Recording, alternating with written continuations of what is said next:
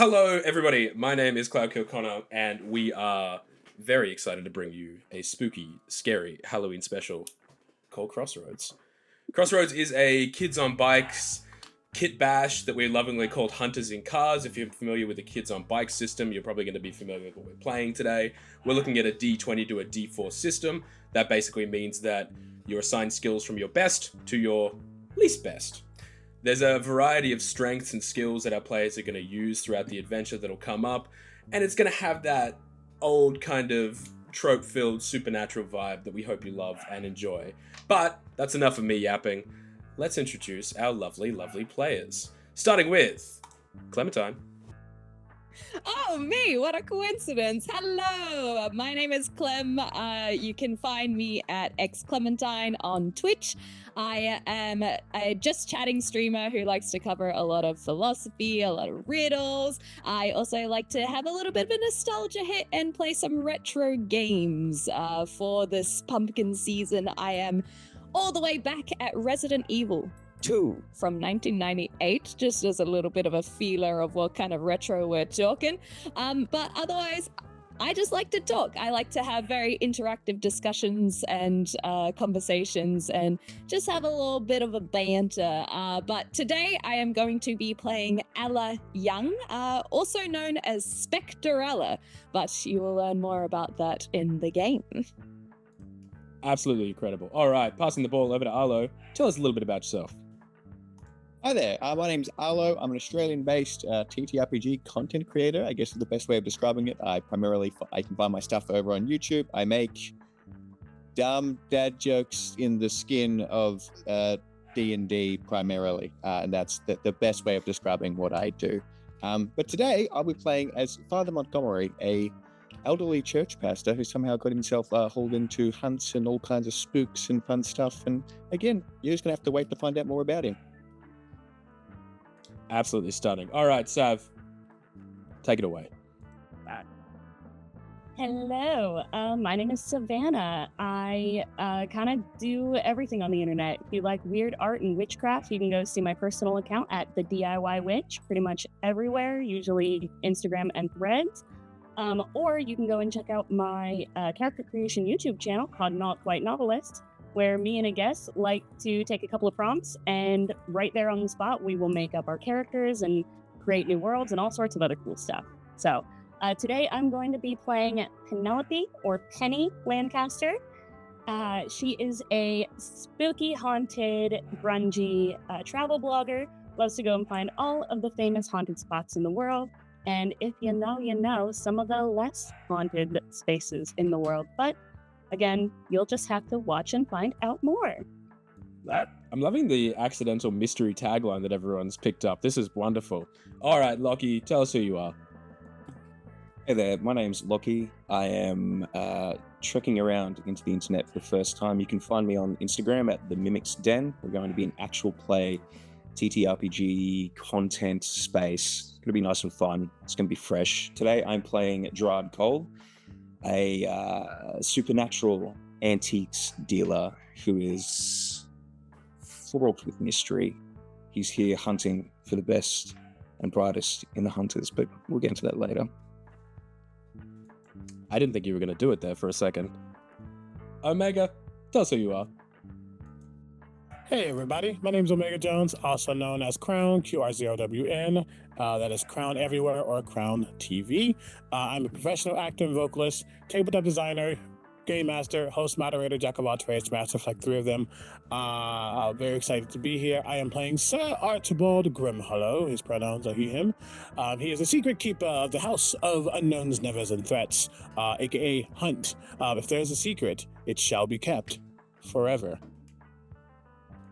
Will we just have to find out more about him, though? Or? Nope. All right. Bring us home, Jacob. Who the hell are you? All right. My name is Jacob Schorlunch. I am, you can find me on Instagram at JrSchorlunch. That's JrSchor Lunch. I'm a professional DM, cosplayer, a all-around nerd, an artist. I do I do commissions for cosplays as well as for art. God, y'all sounded so professional, and here I am just being like, let's go. Yeah, I do commissions for all different kinds of things, and I'm just here having a good old time. I'm also a certified golden retriever. Ask anyone, that's how you'll find me. Yeah, I'd like to say I don't decide what I do, my hyperfixation does, and I will be playing Augustus Auggie Calhouln. He is a man born and raised in West Virginia, and is previously a hunter and now is a hunter supporter, but likes to keep his kind of fingers into the pie of what's going on in the cryptid and unknown of the world, to ensure that the world is kept safe from all the things that haunt your nightmares. Incredible. Everyone knows who I am. I'm not going to go into that, but you can find me on the channel that you're watching right now, probably. If you found it by chance, that's weird, but if you found it by purpose, good job. Our camera fades in on a weather-beaten, decaying structure nestled deep in the wilderness. The Silverbrook Motel. Lightning flashes in the distance, casting brief, eerie lights across the crumbling facade. It's been abandoned for a while now, ever since the fire killed those guests. Some say the place is haunted, that strange things happen to those who wandered too close, but no one's ever come back with proof. Until tonight. We hear the soft crunch of footsteps on gravel as two figures approach the motel. They're thrill seekers, armed with shaky gear, a camcorder, an EMF meter they bought off eBay, and some flashlights. They've been chasing this kind of thrill for a while now, and they're hoping to catch something, anything, to skyrocket them out of mediocrity. But tonight feels different. You see the man speaks up. Come on, it's just an old hotel, Maya. Ghosts don't burn down motels. There's probably nothing here. You see the woman glances around, the flashlight beam flicking in the darkness, the air thick with something you can't quite place. I don't know, Logan. This place feels wrong. We should be careful. The camera zooms in on a faded sign across the front desk. Welcome to the Silverbrook Motel. A place to rest.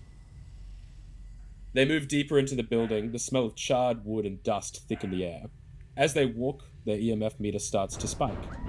Strange sounds start to echo down empty hallways, the creak of floorboards, a distant tap-tap-tapping, like someone's knocking on the door. See, Logan chuckles. Oh yeah, ghosts are just dying to get our attention, huh? Then, just as the words leave his mouth, a door slams shut behind them. The echo rings through the building like a gunshot. They both freeze, their eyes wide in shock, looking at each other. See, Maya's face goes pale and she whispers, "That wasn't the wind?"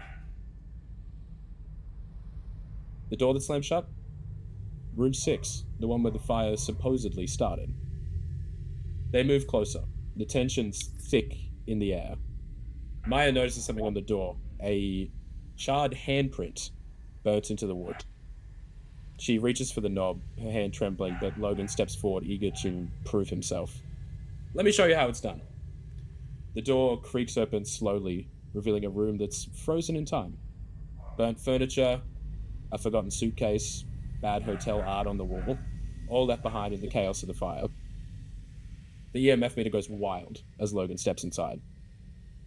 A chill settles over them, colder than anything outside. The camcorder glitches, static filling the screen for a moment before it reveals a faint figure standing in the corner of the room, facing the wall. You hear Maya's voice tremble. Logan, we need to go now. The figure begins to move and turn around slowly at first, but then faster. Her form flickering in and out, glitching like the camcorder she's being recorded on. The whispers start, soft and unintelligible at first, before they start to rise, echoing off the walls, growing louder. He sleeps beneath the mountain. He sleeps beneath the mountain. You see Logan's confidence shatters. He starts backing towards the door, but it slams shut behind him with a bang, trapping them inside. The woman's face begins to distort, peeling away to reveal this charred skeletal figure beneath, the victim of the fire bound to the motel.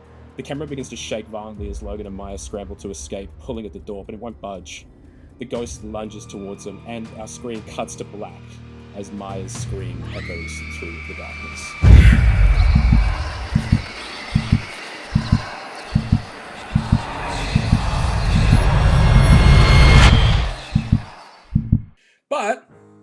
That's not what you guys are.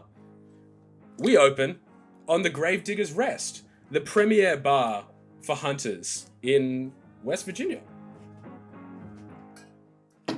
You can see it's a schlocky old bar. You can see there's memorabilia on the walls, plenty of license plates from across various states. You can see it's got that smell of too many beers have been spilt on the wooden floor, a jukebox that's playing some classic rock in the background.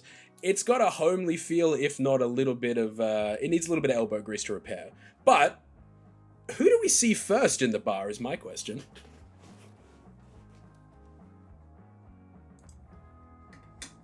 I would say since we're in West Virginia, I would assume that this is Augie's watering hole. So I have to assume that Auggie is there in the bar. Absolutely. We'd even call this your old haunt, if you will. Yeah. If I can make the pun this early in the game. I'll allow it. Thank you very much. Incredible. So you're posted up in the corner. This is your local. You know the people that come and go here, and you know that it's unusual when somebody new rolls around, effectively. But you see the bartender, Hank, kind of flags you down, and he's like, Auggie, what's going on? Not too much, Hank. How y'all doing today? Oh, you know, business is the same as it always is. You fucking hunters coming through, and you see he's like cleaning a glass, just like dirtying it more than cleaning it. And he's like, but you know, it keeps the lights on. Absolutely. I mean, our cash is as good as anyone, ain't it? Hey, listen, you know, the bank hasn't stopped accepting it yet, which is probably a good thing. Well, I mean, the moment they do, y'all know we fucks. So, y'all know. Till that day, we're gonna keep giving, and you're gonna keep taking. I appreciate it, Augie. You're a good man. Yeah, absolutely. Hey, might I forget one of them there cold ones? Yeah, of course. What you chasing? Oh, well, let's give it a good old Southern Comfort. Really hurt the soul. Easy done, my friend. You see, he pours it to you, slides it across. You've got a tab here. It's been as long running as about you are, so he knows you're good for it. Yeah. Where's what happened to that friend of yours? Used to come by, the posh one with the accent that I hated. Oh, Archibald. Yeah. No, he we have since separated. We are no longer commingling. I'm sorry to hear that, friend. Yeah, I appreciate it. Yeah, no, different views on our occupation, as I like to say. He wanted to go more of the books, and I was more of man to action. So it's always jobs or politics, ain't it? Yeah, that damn right it is.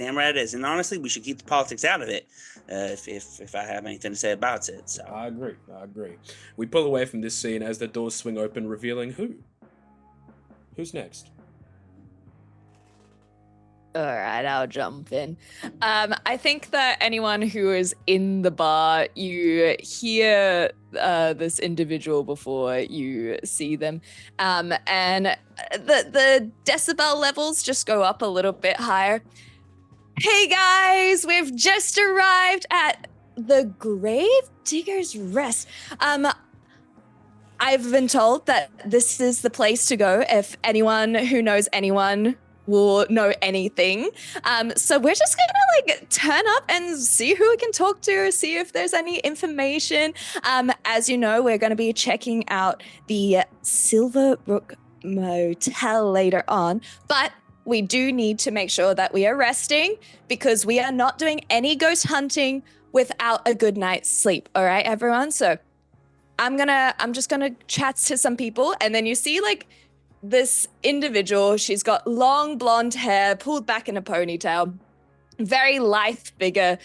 She's got a big backpack on. There's a whole bunch of cables that are connected to the gimbal that is in her hand. There's a little camera on top of it. She's swiveling around, very much the camera facing at her. So we're just gonna chat to some people. I'll make sure to keep you guys up to date on everything haunted, and make sure, to hit that subscribe button if you want to see some more. I'm SpectreElla, and this is your spooky content.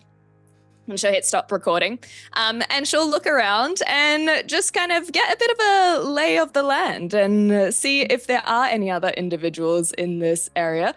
I think she'll walk straight up to the the barkeep and say, "Why, hello there. It is a pleasure to meet you. I hope you don't mind that I was filming. I should probably have checked that, but No, you're fine. We get all types around here. And you see he looks over to Auggie and he goes, fucking tourists. Fucking tourists. What can I get you, young lady? And she looks tries to look for a menu. There is no and menu here. Hank, just give her a beer, put it on my tab. You're a good man. Thank you. He pours just you're welcome, miss. Pretty regular kind of lager and slides it your way there. He goes, so you're some kind of blogger, some kind of internet person? And you can see in behind the bar, there's a printer and fax machine that's as old as the hills. This man doesn't know much. As she takes a sip from a lager that, she's very not. I also feel like it into should the be added lagers. because it's like a cheap lager. It's gonna smell a little like feet. Yeah. So it is cheap and bad. Would you like to make that first roll of the game as you take a sip and make a grit roll for me? Ooh, all right. What's my grit? Okay. And I'll say the DC is 6. That's a 2. Describe to me what happens as you take a sip and it's truly repulsive. She immediately takes that sip and everyone can see she spits it back out. It's like this massive mouthful, and then she just straight back into the cup and puts it back on the bench. And she'll start trying to put some of the cables in her bag, and then she'll look at Auggie. Thank you very much for. You're very welcome. I might recommend that you I don't know if this pot's good for you. Perhaps you should find lodgings up in the Greenbrier or something. It seems a little bit more your scale. Oh no, it's quite alright. I actually read about this place in this blog. So I am told that this is the place to be. You may have seen my videos. I cannot say that I have. No, I definitely have not. The internet and ours don't quite get along. So she'll look you up and down, and she's like, "Oh, that's all right." But basically, I film little videos of trying to find ghosts, and I've had some truly haunting experiences, and I am just adding another video. Hank shares a look with you, Auggie, that's like she bought an EMF meter off, eBay, basically. So I take a big swig of my beer, exact same one you have, and I put it down totally fine, and a little bit dribbles down. And I've got this my beard. I've got this long ZZ Top style beard, and I'm just gonna kind of wipe it away and go. Listen here, sweetheart. I'm gonna tell you once, and I'm only gonna tell you once. You don't want to be looking for no ghosts. You just seem like a nice young lady who ought to be home, ought to be keeping to herself. Looking for ghosts ain't gonna bring you nothing but pain and sufferings. So, how about you just mosey on out and do yourselves a favor? But make sure to check out that Greenbrier. I'm telling you right now, it's a real nice, swanky place. I feel like you really fit in. Oh, well, I actually have encountered quite a lot of ghosts in my time, and she's going to pop on over, leaving the beer where she was sitting. Hank grabs it and takes it back behind the bar. And she'll sit beside Auggie, and she'll pull out her laptop, and she's going to pop it in front of Auggie and start showing him all of the videos. So basically, this is the website that I use, and she'll start bringing up all her videos. And we pull away from that scene as Auggie, you begin to get mystified by YouTube, basically. Who do we land on next, either in the bar or entering the bar? I'm gonna say that's my cue, you see Penny walk in. Basically, she looks like me. She's probably wearing like a beanie. She's got like a little side shave, purple hair.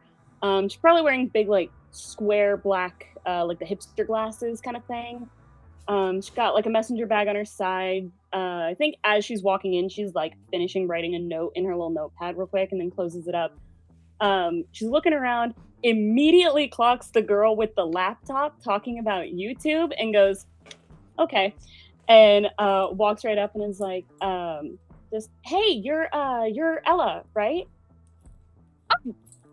Yes. Hello. Hi. Yeah. It's nice to meet you.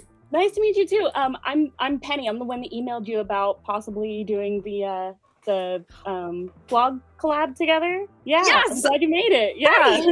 I have to say, I have read so many of your blogs, particularly the one that I really enjoyed. You may have seen the video. I could not believe how successful that video went. Thank you so much for the recommendation around like Stanley Hotel. That it was so good. Oh my gosh. I can't believe that I get to actually meet you. She's gonna immediately just give you a big hug. She returns the hug. She's like, oh, thank you so much. I appreciate that. And she's gonna look over to the bartender and just kind of give a wave of like, hey, can I get a drink? Gotcha, man. And so, yeah.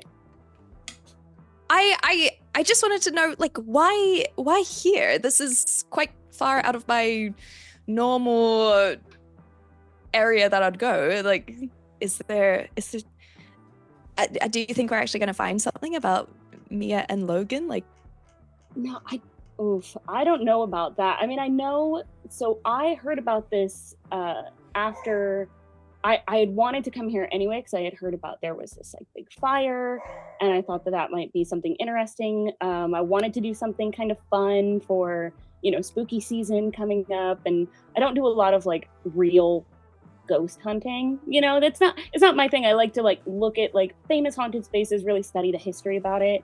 So I wanted to come in and really like study it. And then as I was, because I was driving here from California, and on my way here, that's when I heard about what happened with this, these two, Logan and Maya, and so I don't know. Maya, that's the one. Yeah. Yeah. But I'm interested. I just want to study the history about like this place and what happened here. Well, I actually have a friend who also does content who knew Logan, so we're trying to find. Yeah, like we knew that they were coming out here, and then like you mentioned here, it's just, I think that there might actually be something going on. She's going to glance towards like specifically the bartender, because she's been in this bar before. She knows. She's gonna like glance at the bartender and be like he gives like a bit of a shrug that's like, hey, we all got to start somewhere, right? Like, yeah, there's a look in Penny's eyes of like, I fucked up. I just wanted to do a content collab. I didn't realize that this was going to turn into a real, oh no. She's very now worried for Ella's safety. Yeah, you see Hank kind of just gives a shrug, because he's seen a million hunters come through here, and he's seen like a million hunters go off and get killed. So like a random kind of like Gen Z like YouTube content creator coming through, he's like, they're either gonna die or they're gonna cut their teeth on something crazy out there. Yeah, she kind of gives like just in the eyes gives like the shrug of like, all right, I guess we'll see what happens, Yeah. I feel like Auggie also gets like is glaring at Hank, but and knowing that like hunters die all the time, but like there's a look in it of like, this one can't go that way. Give me a charm roll, and I'm gonna say the difficulty is 10. Charm. Who's doing the charm? Oh, sorry, that's for Auggie. My apologies. Okay. Sorry, I was like, I could do a charm roll to stay. Oh, so close. That's a 9. That's a 9.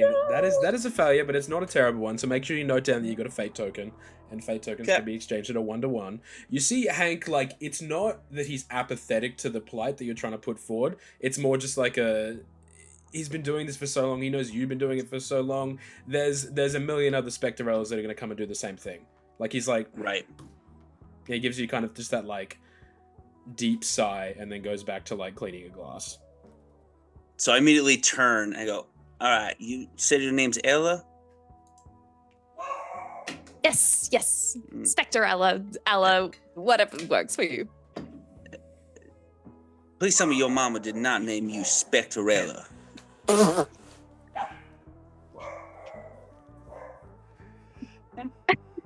No, silly. That's just my YouTube name. My name's Ella. Oh, And then thank the Lord. I just showed you what I do. I find Listen, I saw real what you ghosts. did. I saw what you did, but again, I just wanted to make sure that your mama was okay in the head. And I'm sure she's a blessed woman, but again, I had to be safe there because, Love. yes, seems She's absolutely. really proud of what I do. I'm sure she is. I'm sure she is. So you met Penny on the inters on that World Wide Web. Is that the case? Yes, Right. sort of. And I look over at It's Penny. a weird space. This is our first time meeting face to face, but we have talked before. Yeah, Right. we've been corresponding. And Penny, you invited her here? Again, looks at Auggie with the same, like, I didn't know that this was going to turn into I thought I was just doing a content thing. I didn't know. Is panicking. All right. And he turns back to his beer. All right, we pull away from this conversation. Between our remaining 3, who's in the bar? Who enters the bar? I can go. For sure. I'd say at this stage, Father Montgomery walks through the doors, walking through, taking in his surroundings, makes a sign of the cross in the air as he looks around at the disheveled state of this bar that he's just walked into. And standing there, and he's neatly, freshly ironed black suit pants and matching shirt with his perfectly fitting white clerical collar around his neck, and perfectly silvered hair, slicked back, and round spectacles, will walk directly towards the bar. And once he gets there, asks for, bartender, if I could get a glass of water on the rocks. Of course, Father. You want a little dash of lemon in that, or what? Perhaps lime if you have it. Okay, wonderful. Didn't want to make sure I was treading on unholy ground there. How you been, Father? Better, I suppose. It's become apparent that our Lord's light isn't reaching through the walls of one Silverbrook Hotel. I suppose for the light to come through them dappled trees, Father. that seems to be the case. And perhaps I'm here to rectify this. You going out to have a look, are you? Absolutely. It seems I'm the one most suitable to intervene if, as the messenger of our Lord and Savior, I will perhaps save some souls in the coming days. Well, it does sound like 2 lost lambs might need a shepherd, so perhaps chop chop, huh? My thoughts exactly. I think he's there's in a a posse. case. Okay, good. No, I was gonna say I think there's a posse that's gearing up for the same thing. So maybe just maybe check in with them. Safety in numbers and whatnot. Sounds like I'm assuming they're probably in very close proximity to the bar at this point. You can see a young woman with a laptop playing YouTube videos at like a louder volume than is generally like expected in this bar. And see, this is how I come across Penny's work. I don't know how you read Penny's blogs, but this is how I see. So you just got to click here and then click here, and then like I have like an ad blocker so that it doesn't. Sorry, Penny. Anyway, this is how I come across my information.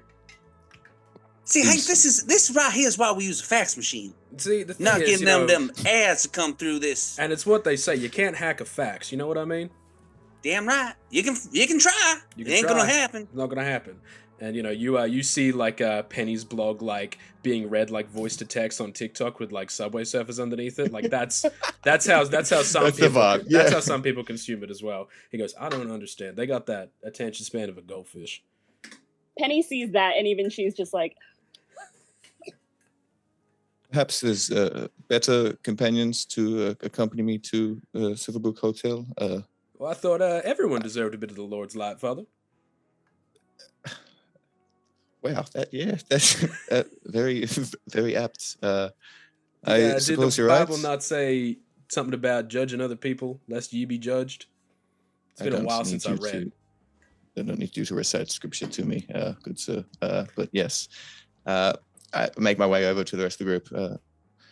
What time of the day is it currently? I feel like it's probably getting into like mid-afternoon at this point. We're kind of looking at that like 2:30, 3 o'clock. It is like a great time for a beer, basically. Yeah, fantastic. That's the vibe. Yeah. Listen, every time's a great time for a beer. Damn right, Auggie. Damn right.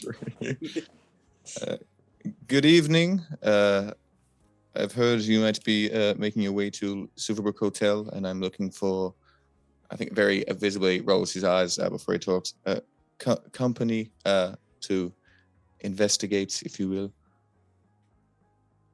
"Oh, you're coming along." Penny like adjusts her flannel to hide like a pentacle tattoo that she has on her collarbone. Oh my god, I love the outfit. Is this kind of like your shtick? Stick. Yeah. You've never seen a pastor. Who is the? Yeah, like Who is in charge here?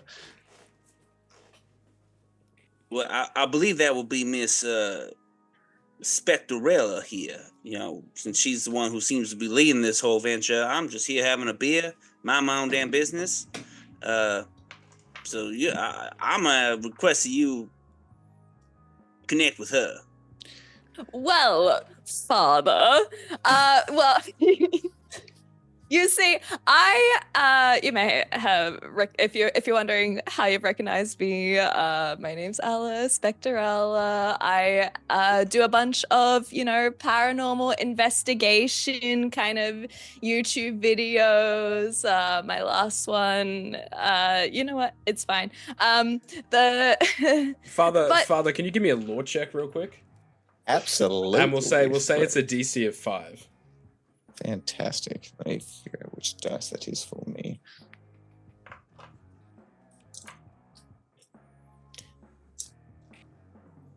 Five, you said? Mhm. That's a 6. Ooh, wonderful. Yeah, you've recently started doing youth groups, and unfortunately, this is one of the many ways that the devil influences youngins through the use of paranormal investigations on YouTube. I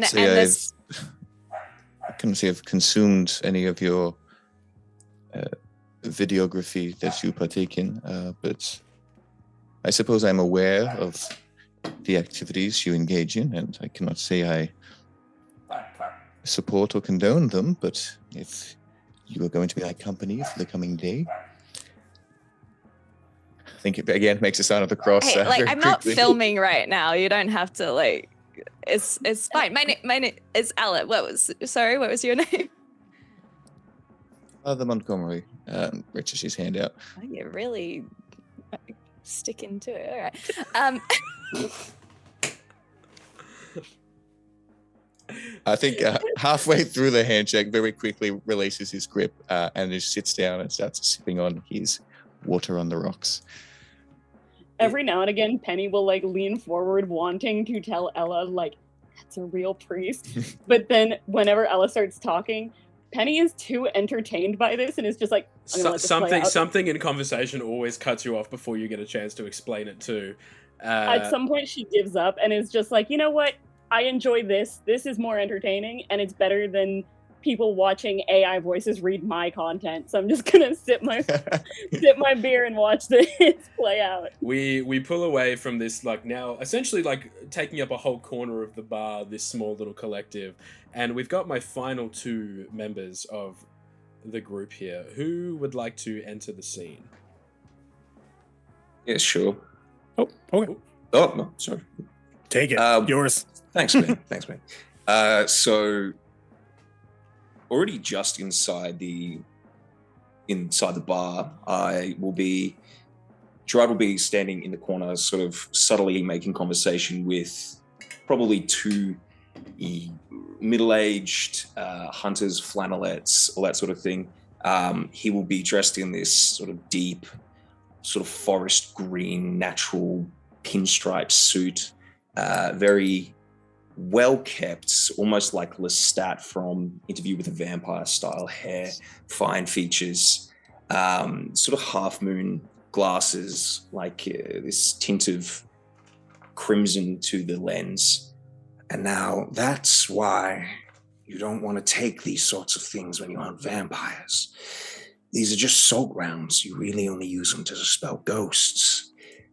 I mean, I had it on reputable source that was going to work, so... I don't know who told you that, son, but it's definitely not the way it works. You got anything better? I'll cast an eye back at Hank and look back at these two gentlemen and produce a very fine silvered blade. Now this one here, this should do the job if you're getting close enough, but I can't condone that when you're hunting vampires. Awesome, and he goes to reach for the blade. Yeah, I'll let him take it. Yeah, I'll keep a hold of it for a few seconds and just sort of extend a handshake. So do we have a deal? I mean, if it's gonna kill that son of a bitch fang biting, for sure. And he shakes your hand. Pleasure doing business with you. And I'll quite...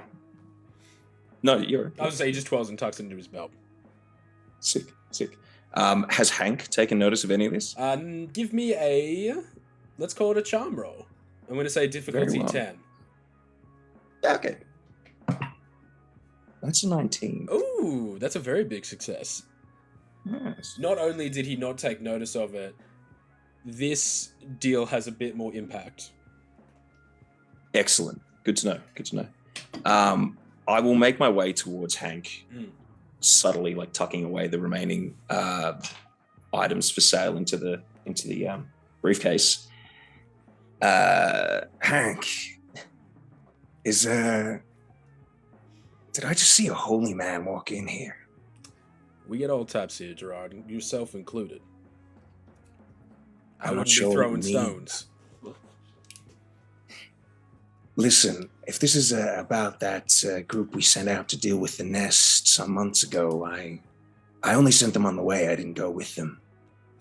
Maybe that was part of the problem. Anyway, as much as I hate to ask, and he gestures to this group you can see at the end of the bar now, this gaggle of geese. I fear these idiots might be ill-equipped, potentially. Any of them hunters, though? That's that one's got a laptop out, and I think I saw that something playing, like the man dodging a policeman on tracks. I don't quite understand what that was. Listen, I think you know Auggie. You remember Auggie, right? Oh, Augustus. Gerard, good seeing you again. You still doing that whole giving them a tin knife bit, or you actually giving out steel daggers these days? The tin knife bit was just that, Augustus. It was just a bit. It was a prank between friends. I didn't mean for them to get killed either. Yeah, sure. Yeah, well, here's the thing. You did that shit on me, and I would have kicked your ass here to Tuesday. Both know I know better than that. A man with your stature. I appreciate that. Knowing your place. That's a good thing. We're learning here. Did I hear that these ones are chasing the motel?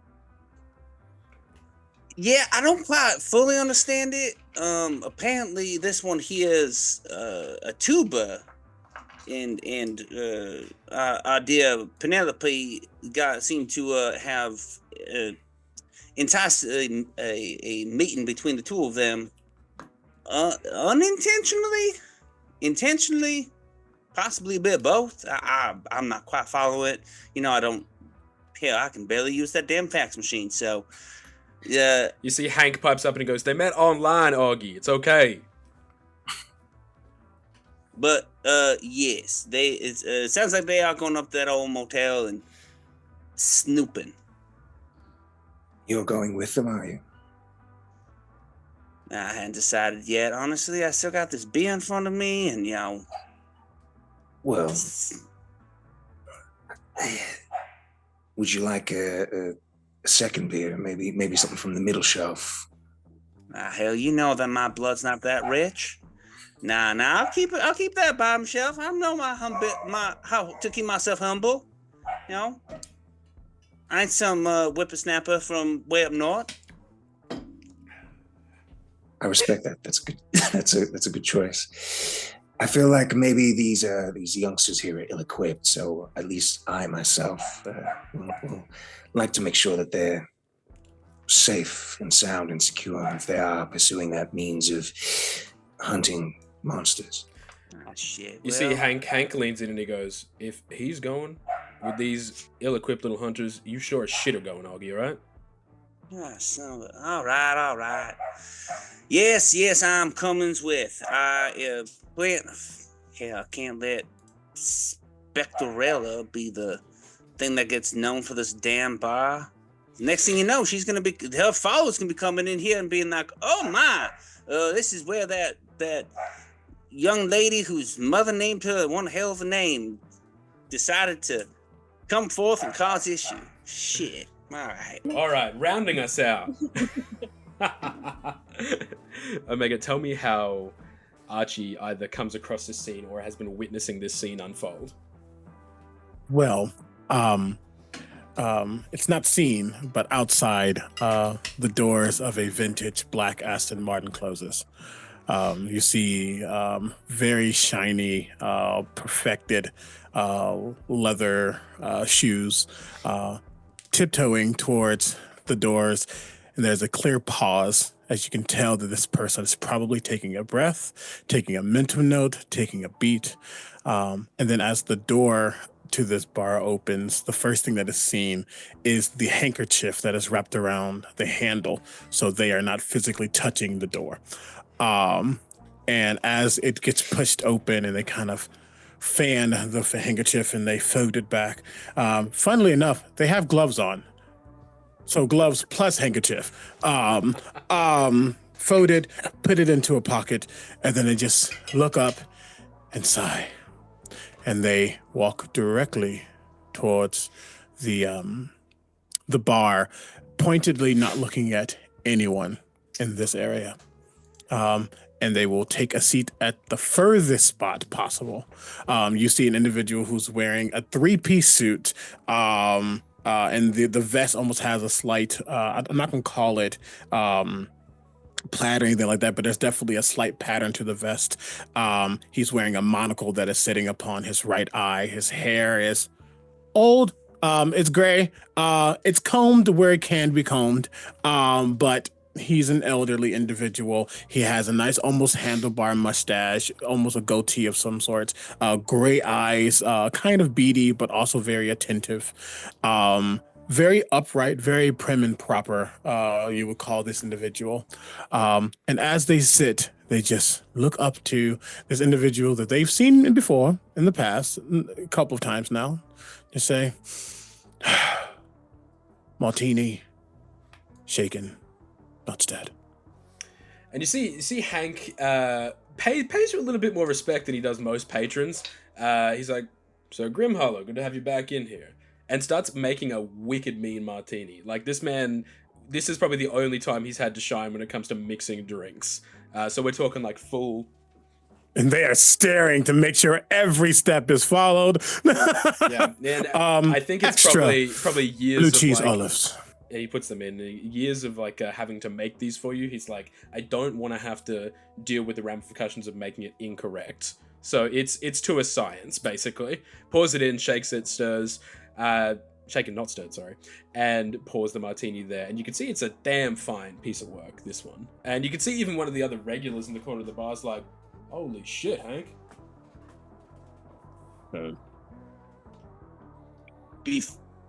before Auggie had even before Archibald had even ordered, I feel like Auggie stiffens just from the footsteps, and like takes off his hat, like combs through his John Deere hat, combs through his hair, tries to like adjust himself a little bit, and just looks over and looks back to his beer and just shit, and just sits there. So, Grimhollow, what brings you back into this neck of the woods? Well, when the librarian sends one, you must answer, even if you don't want to. So, this motel is on my itinerary. Yours and a few other people's, it seems. And he like gestures like pretty broadly down to the other side of the bar. He knows that you've clocked that Augie's there, I think, but he's also not wanting to tread on this. He's like, I'm a neutral party in this, friend. You know that, but he doesn't look at the others yet. Okay. As is noted, I think his eyes look down for just a moment, but they look right back up. What have you heard about this motel? Is there anything of import that I don't already know? What have you heard last? And give me a lore check, please. Ooh. We're gonna call it a DC 6. That is a 19. Incredible. I forgot the D20 was your lore. Shit, should I have said a higher DC? Oh well. Yeah, for sure. Too late! Shit. You know everything up from like the cold open, basically. You know that there was 2 like little punks essentially that came in to try and film something. They've since gone missing. You know that the fire that ravaged the place probably happened a couple of years ago. And I will give you on a 19, one of the other people that were in the motel. Where is she? Ooh. There we go. Anna Dawes was one of the... Anna Dawes? Anna Dawes. Dawes. Oh, Dawes. Yeah. Okay. Yeah. Yes, Yeah, she was one of the residents of the motel at the time of it burning up. There was a few others, but it's old police reports. You could get them if you wanted to, but it was more like, this was top of the list, easy to digest information. Great. He goes, yes, 2 little shits decided to play influencer and lost their heads. Or I look directly at... Actually, no, I don't. I don't even know what an influencer is. Just kidding. I'm aware that there are others who are attempting to do things they should not be. I would not come if the librarian had not specifically requested, which means this must be of the utmost importance. Shut up! Talking to the dog that's outside. Sorry, that's, that bar dog that hangs around outside. Anytime people feed him scraps, he keeps on coming back. He's a pain in the ass. Yes, I know. Is that one still feeding it? Unfortunately, yes. Give me a second. Oi, shut up! Did that work? Did I shut my dog up with an accent? When he says that one, his eyes flicker to Auggie. He's got a thing for strays, I fear. As I can see, he's collected 4 of them. Listen, I imagine your librarian probably wouldn't have sent you if this was some small town little hunt. Something feels a little odd about this one, if I can be honest. It's weird that there's so much attraction over it. You know what I mean? If this was a regular kind of haunt, it'd make sense, but it feels weird. I see. So, unfortunately, I think you're gonna have to maybe bury the hatchet with our stray collector down there. But I'm not one to meddle. Seem to be doing a fine damn job of that, aren't you, Hank? Why don't you go make another martini? Sure thing, Auggie. And he steps back and leaves you guys to reunite. I stand up and I turn. Before walking over to Auggie, I just look at Penny and go, "We gonna have a chat later." And I head over to Archibald. Penny doesn't look at you. She's not making eye contact. She knows that was directed at her, but she has been staring down at her beer this whole time of like, Like she's very much just like, I'm gonna get this girl killed. Oh no, what have I done? Like she's very concerned. And SpectreElla has pulled out her phone again, and she's like filming. We made some new friends already. This is Penny. You may have checked out her blog already. This is Father. And oh, sorry, I didn't get your name. And she points to Gerard. Oh, you may just call me Gerard. And you're Ella? SpectreElla? Yes, right? Ella. Okay, I'm more of a fan of what was it? The Ghoul channel, the other one. Yeah, I love Rapunzel. She's great. She's yeah. It's the play Shout on words out that got me. Rapunzel. Hey, Ella, give me a grit check. I will also say, if that happens, the second that the camera hits record, Penny's a different person. She pops up and she's just like the same level of energy. Nice. She's at the same. She's just like, hey, what's that? Like very much just like in part of the vlog squad kind of energy. Yeah. I'll say the difficulty is only an 8 for this. That's a 3. Take a fate token, so it's not all bad. However, describe to me how this is a little bit worse for Ella today. So as soon as Rapunzel gets mentioned, because she's been recording, she talks about how great she is and shout out to her. Anyway, and she'll stop recording, and then she's just gonna look at the party and she goes, yeah, like I've actually met Rapunzel. Her name's not actually Rapunzel or anything. Like her name's like Samantha. It's like it's not even like there's not even really like any punnery, you know, that's going on there. And yeah, she's real nice. She's doing super well. I think she just hit like 2 million subscribers recently. She's only been doing it for a year. I've been doing it for 4 years. So like, you know, I've got a bit more experience of the ghost hunts. I used to have someone that used to work with me and is working with Rapunzel now, but it's just really cool to see other people in the space doing really, really well. Hank. I was gonna say Penny while Ella is talking. Penny waves to Hank and is like, just get her whatever she wants, put it on my tab. I got it. Pulls a stiff couple fingers of Southern Comfort, and he slides it across, and he goes, for what it's worth, you know, it's made up numbers on the internet. It's probably fake, and he slides it across. Father Montgomery scrolling through the laptop at this point because you've been showing him your analytics, and I'm sure it's normal for the views to descend over a period of time. I assume that happens to everyone. So, and we cut away from this moment and we go back over to Archie and Auggie as this conversation re-ensues.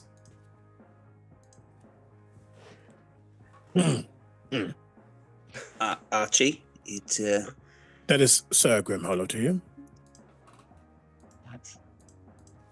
You know that I've never called you that, and I ain't gonna start now. You can get all up and tidy and, you know, as British as you want, but for what we shared, use Auggie. Use Archie. I'm Auggie. Oh gods.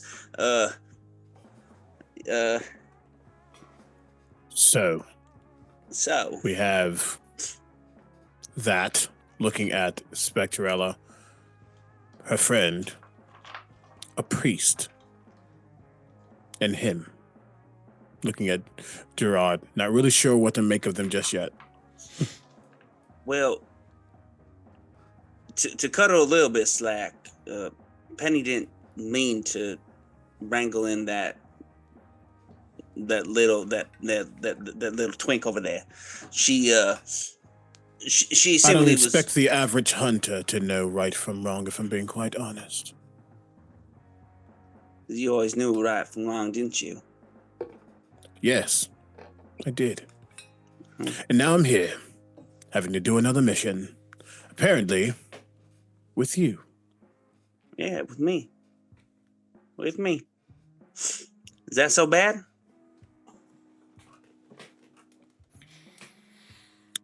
Is there a mechanic for a saving throw or something? I think, yeah. Is there a grit roll? I think I need to call for a grit roll. Yeah, can you please make a grit roll? I'm gonna let you Great. set the difficulty for this because I feel like Nope, I'm letting Jacob set the difficulty. Jacob, set the difficulty, Oh. please. What is the difficulty for this grit roll? No, we're gonna say difficulty of 12. 12? I Okay. can't make it. You can if your dice explodes. So I should say sorry. Oh! Yeah, we're using an Ooh. exploding dice mechanic. So if you roll the maximum number on your dice, you roll it again. Oh, now question. I have unwavering. Would that would that be an important here? Yeah. Add a +3 to your rolls when resisting supernatural influences or when you're standing your ground in the face of danger. This feels pretty dangerous to me. And isn't love just something magical? Supernatural even. That's an 8. Okay, take a fate token for me. Mm-hmm. And I think this one cuts a little bit deeper. As Auggie asks, is that so wrong? You can see him trying his best to not say more. You can see the strain upon his face, and we have the mission, and the mission is important. You're absolutely right. You're absolutely right. And Hank is right too. We have to bury the hatchet. I knows we got the past. I know we's got history. And we're gonna let that dog lie. But I'm gonna let you know don't right let now. dogs lie; they just do it on their own. Unless you tell them to sit. Damn it, Archie! It's a saying. It's a silly American. Listen, I know you Brits don't ridiculous understand sayings. All right, I know you Brits got sticks up your butt, but for shit's sake, I thought you At least we don't have high cholesterol from eating pancakes. First of all, I don't eat pancakes. I eat waffles. Second of all, the high cholesterol comes from the grits, and you know that. Yes, the grits were quite tasty. They have nothing on black pudding and beans and God, bacon. First of all, please do not go on the black pudding and beans again. That right there is just horse manure. A full English breakfast is the superior breakfast, and you know it. You do help me there. That the way you do your tomatoes is pretty damn tasty. All right, I will give you that. But that's where it ends. Okay, also the way you do your sausages. Damn. All right, enough of this breakfast talk. I'm sorry. I just and who am I meeting? And are they going to be a nuisance? To you, probably. I mean, hell, I've always been a nuisance to you. Not always. Well, that's true. I do just before I introduce you to him, I do just want to say one thing. It really hurt when you left. And again, Hank's right, we'll ban the hatchet, but I didn't know what to do with myself. And I didn't know if I'd ever be able to tell you, if I'd ever see you again. And the fact that I am, it seems like I've got to, so I just want you to know that it hurt. And that's it. That's shit. Hank, I need another one. You see, Hank's been. He's gonna put a hand. Oh. No, you go. Sorry, you go. He's gonna put a hand on your shoulder. He's not gonna squeeze. He's just gonna put a hand on your shoulder. We must do what we must do. But I do apologize for the abrupt exit. We's gonna do what we's gonna do. All right, let me introduce you to the fuckers. I think both of y'all can take an extra fate token for that because that was beautiful. I didn't come here to feel at 11:33 a.m. That was stunning. You see, when you called Hank's name, he's been fiddling with this giant fax machine, and it's just printing out maps of the area for you guys. And he goes, "What? Oh, sorry, I didn't mean to interrupt your moment. I apologize. No, moments over. Hatchet buried deep. You know, it is so deep it ain't coming out of that wood. So, nothing more about that. Everyone, I would like you to meet. He can introduce himself. He's gonna do it anyway. I am Sir Archibald Grimhollow, secret. You can call me Sir Archibald. And he gives Auggie, Augustus is a little like paused by this. He's never shortened his thing. He doesn't say his full title in front of people he doesn't trust or are actually hunters. Fair. Then he would have to erase them. That's fair. Then Touche, he would know this. Oh, it's a pleasure to meet you. Hello, I'm Ella. I don't know if you've seen my videos or anything. I have not. That's okay. And she's basically just thinking about Rapunzel again, and she takes another swig, and then. Well, I am currently doing a little bit of a documentary on the Silverbrook Motel, and one of my friends who worked with someone knows one of the guys who went missing, and so I'm basically just trying to figure out what's been going on. Can I get you out? Penny, I didn't realize how many people were going to be here, actually. Yeah, I didn't either. This is great. This is great. I've never met a ghost before. Oh, well. Now I'm looking at Archibald with behind Ella with eyes wide, and I'm just like, this was a mistake. She's not one of us. She's not. This one time. Panicking. I went to an old mansion. Okay.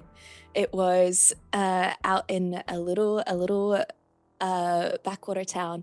And it used to be owned by a bishop, you see, back in the 1800s. And I went there with a bunch of other friends, actually. And oh my gosh, I just had the craziest thing happen. Basically, as soon as it hit 3 a.m., my little ovulus started just going crazy. It was like the witching hour. And I kid you not, it literally yelled devil at me. And I felt like this cool breeze on my neck. And my friend fell off her chair. It was like the craziest thing that I have ever experienced. And still get chills today. Still. Literal chills. As she's saying the story, it's just the slowest turn to Augustus and just the biggest eyebrow raise before looking at Father Montgomery and Gerard. And I take it you all coming as well. I think Father Montgomery will immediately stand up and come across. Sir Archibald, was it a pleasure to meet you? I reach out his hand. I was like, is he getting up the handkerchief again? No, he doesn't. He will shake the hand. There is kind of a flick, but that's it. I am not looking back at SpectreElla, not with them, but it is a pleasure to meet someone more equipped for the situation. And are you equipped? Other than apologies, your love and adoration for a celestial being who may or may not exist. Said celestial being has never led me astray before, so I believe I am equipped. I think this is where I come in. I'm more of a pragmatic approach. Firstly, it's a pleasure to meet you, Sir Archibald. I'll extend the hand as well.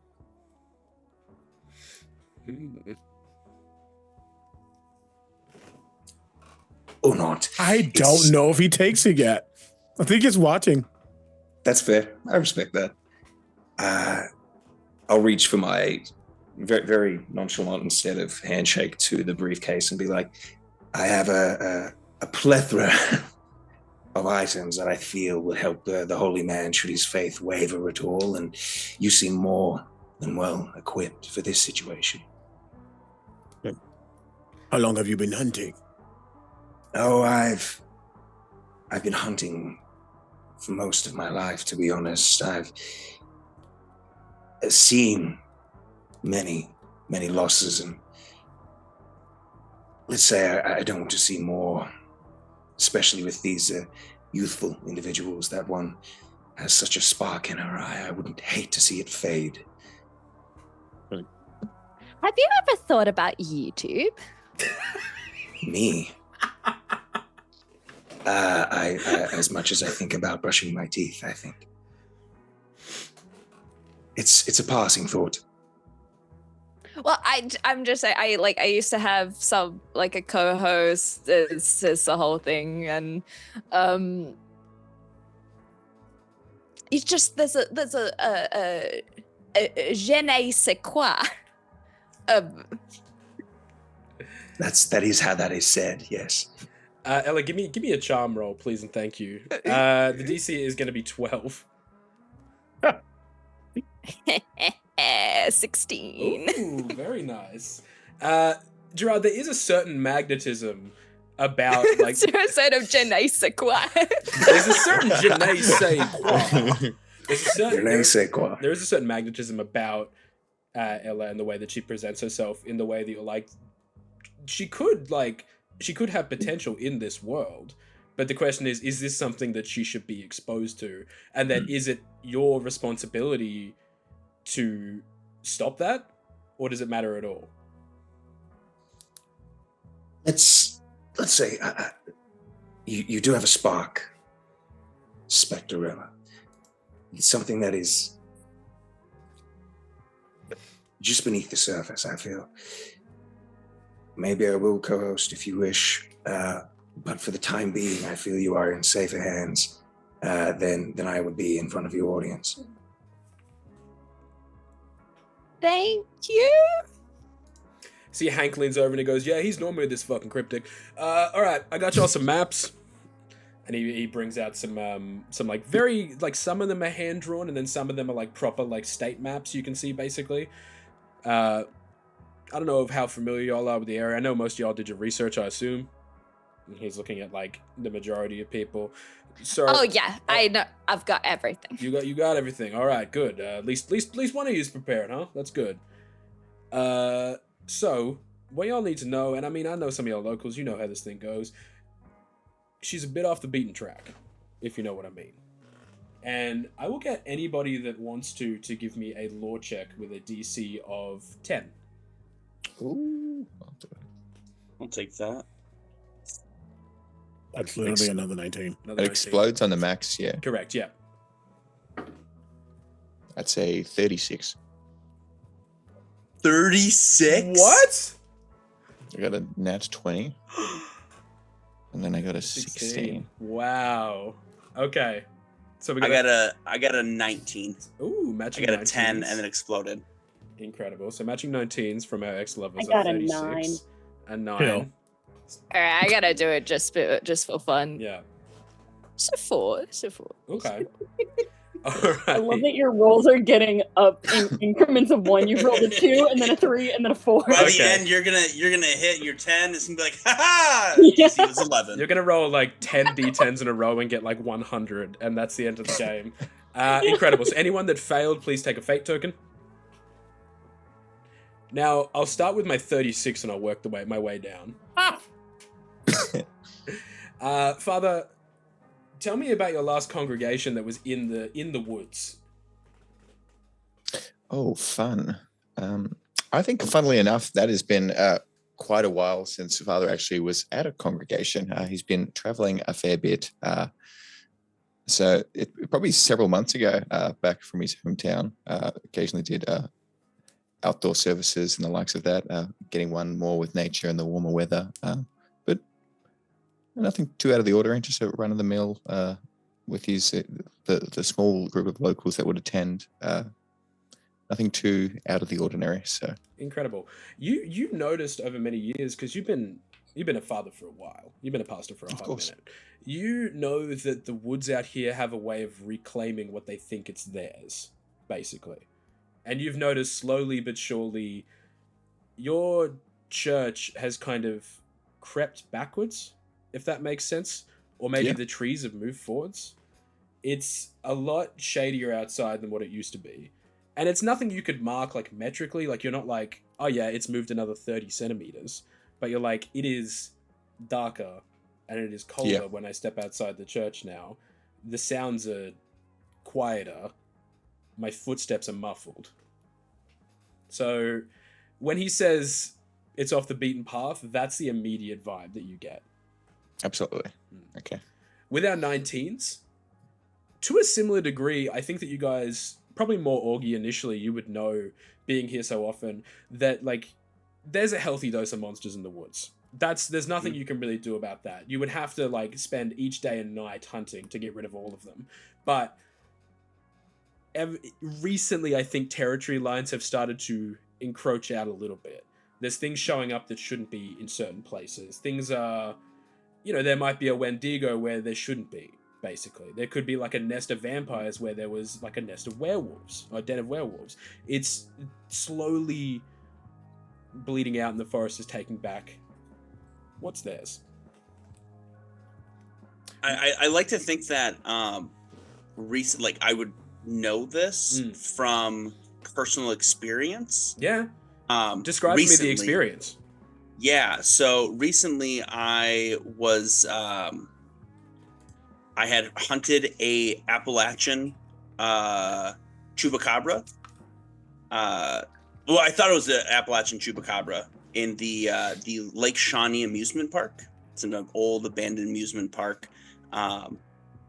and turned out to be an actual chupacabra, which don't nest around here at all. Didn't make any sense. Yeah. And then Archie, I suppose with your 19, the question is, were you keeping tabs on Auggie? Do you want the correct answer or the not correct answer? The answer that breaks my heart, please. Yes. He has never not watched where. He's not like a stalker or anything like that, but he has ways to surveil. He has people in his pocket, or at least, the money talks, especially for Americans. And yes, he has always been watching, but he would never say so. You would also clock, you had the same thought, I would think, about the chupacabra, because you're like, yeah, that's pretty uniquely like American, like mythological monster, I would say. But like the fact that even you can pinpoint and go, ooh, that's not meant to be there. And I think that given your resources across the pond, I think that even your teams are kind of going, this is weird. The fact that things are encroaching out, and that could be part of the reason that you've been sent here, that it's like, this is probably worse than it should be, and we need people to actively look into it. That's exactly what it is. This is getting some things, some topus, some entities can be written off as X, Y, and Z, but this is getting to a point where the veil is about to be lifted, and regular folks might be in peril. Exactly. So the Americans can't handle it. So send him in. Gerard, what did you roll? I forgot. Sorry. I didn't make the roll. You didn't make the roll. Did you take a fate token? I did not. Thank you. Make sure you take that. Incredible. So you see that Hank goes, the forest is got a mind of its own sometimes. And he hands you the map, basically, and you can see that, like, where the motel used to be, because it used to be basically roadside. It's slowly crept back over the years to the point where you're going to have to travel through forest to get to the motel. Well, you're burning daylight, and I mean, I've seen a lot, but this looks like some spooky fucking shit, so I'd probably go while you still got a little bit of daylight left, huh? Knowing that we're going to be going through the forest and getting towards this motel, and there's some anomalies and things that don't really make sense, I'm going to kick this off and used the across the pond strength that we came up with to use 2 fate tokens to produce an item that would aid in my situation. And it's kind of a mystical item. I'm gonna call it. I mean, it looks like a watch. It's basically just a really nice Rolex that he just takes out of his pocket and he kind of puts it on. You see him start to fine tune the minute and the hour hand that they have. But essentially, I want this to be almost a monster repellent, like almost like when dogs hear a certain pitch, they get away. So if we start to note a certain type of creatures around, I'm going to go to that frequency. Ooh. I love that. I really do. So right now, the time is so wrong right now. It's actually no, it'd be right on 12. It'd be on 12 on the dot. But once we start realizing signs, I'm going to switch to certain hours that are going to represent different monsters to keep them, he said, bay. I feel like you've played with me before, because that's absolutely some bullshit that I was going to try and do to you guys. Holy moly. Loki's laughing. He knows. He knows. So yeah, I'm just gonna put that on and just kind of fasten that, and just he's not picking on her, but he is gonna look directly at Ella. Camera lens aside, are you actually prepared for what we are about to face? She's gonna stick her foot up in the air and show her combat boots and say, "Yeah, I'm ready to go. Let's go." Do you fear death?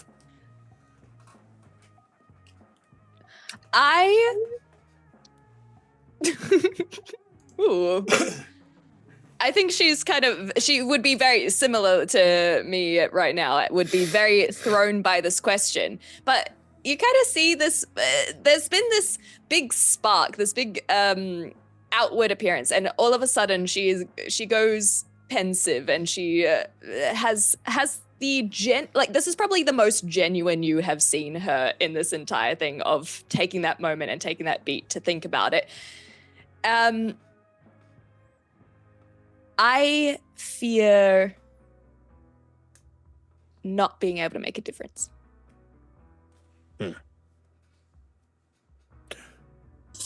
They say to be a hunter, one has to just take the first step.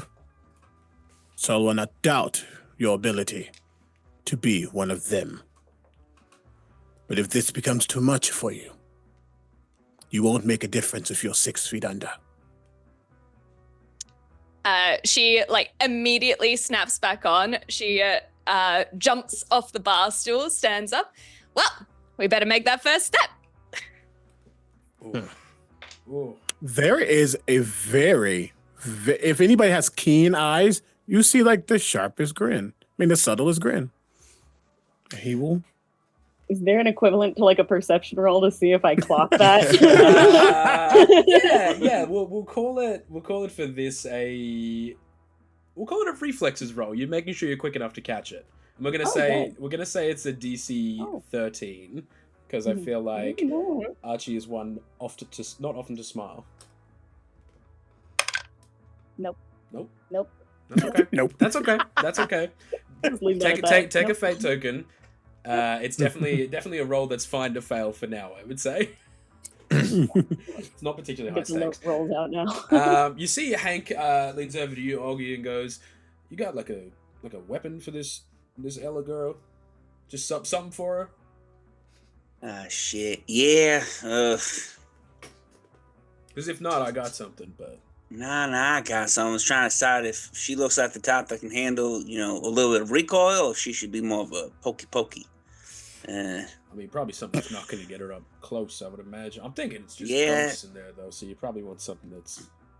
Yeah, no, you're right. All right, SpectreElla.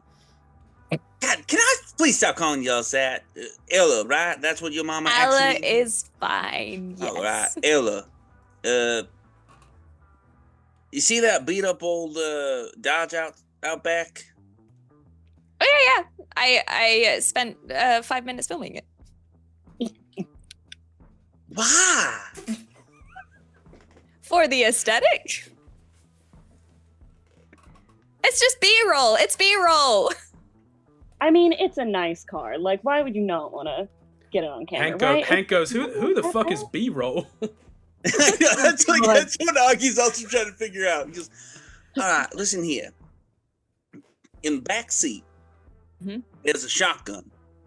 Mm-hmm. I need you to go grab that. It's a 22. Now here's the thing. All right, you don't hold that right, it's gonna knock your socks off. So, you have a shotgun before? Yeah, I mean, my dad has guns. All right, I'm trusting you. You get anyone hurt with that thing, and there's gonna be problems. You understand me, young lady? Is the car just open? Well, yeah. Who the hell's gonna break into my car? I'm It's West by God, Virginia. I was gonna start filming and walk out. I'm about to say, you see, the minute Auggie says his car is unlocked, Archibald just stands up, goes to the door, and clicks a button, and your car locks. Oh yeah, I thought you said it was open. I thought you said... y'all not knowing how to open up doors within your YouTube land? Usually I just wave my phone over my car and it opens. Penny fully stands and is just like looks at Auggie and is like, I'll take care of it. No, you get your ass back here, young lady. Archie, shit, Father, will you bring her? Here's my damn keys. Will you help her? Are we sure we want to put a gun in the hands of this insolent child? No, listen, it's Maybe either. don't do that. That's a bad idea. That doesn't sound. All right, fine. What would you propose?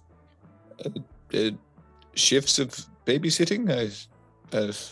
Fine, congratulations. You have signed up for the first shift. Shit. Yep. Okay. Penny, Okay. Penny was fully about to just be like, look, this is my idea. I fucked up. Y'all guys deal with the hunt. I'll play babysitter. But as soon as Auggie says that, she's like, I want to do that. All right. Father's got it. We're good. Incredible. Downs the rest of the martini, puts it down, and then takes out a black card and is about to hand it to Hank, but then realize cash. Just tosses it 100. He takes it, puts it in there, goes, always appreciate your patronage. It's the libraries. You're the only one that's paid for drinks all night. I need you to know that. It does not surprise me. Quiet, Penny. Incredible. Y'all get ready to head out, I believe. Well, I want to have a conversation with Miss Penelope. Incredible. So we'll say that the rest of you guys head out to the bar towards cars there, and while it's just Penny and Auggie in here, the conversation ensues. We don't have to do this. That's fine. Well, How long you shush your mouth. How long you been a hunter? Long enough. Don't you get snippy with me, young lady. How long you been a hunter? 8 years, 7 months, and 24 days. All right. Now, I know you got that fancy old blog, all right? And that's a nice little thing you've been doing. Real helpful to hunters in the past. Yeah, that's what I do. I didn't know that this was going to turn into a real hunt. I thought it was showing up to research a fire. Excuse me? You didn't do your research into this? And you send it out to some city folk who ain't got no reason to be out here, who's going around with some damn camera filming our works. I didn't think this was going to be a real hunt. Penelope Lancaster, you always consider this to be a real hunt. Until you know otherwise, this is a hunt. Well, I mean, what do you want me to do? She's already here. She's already got her equipment. I mean, I can tell her let's wait and film tomorrow because all of you guys keep being weird about it, and y'all clearly don't want to be in front of the cameras. No, because then she's gonna go off and talk to other peoples about what we do, and we ain't gonna have that.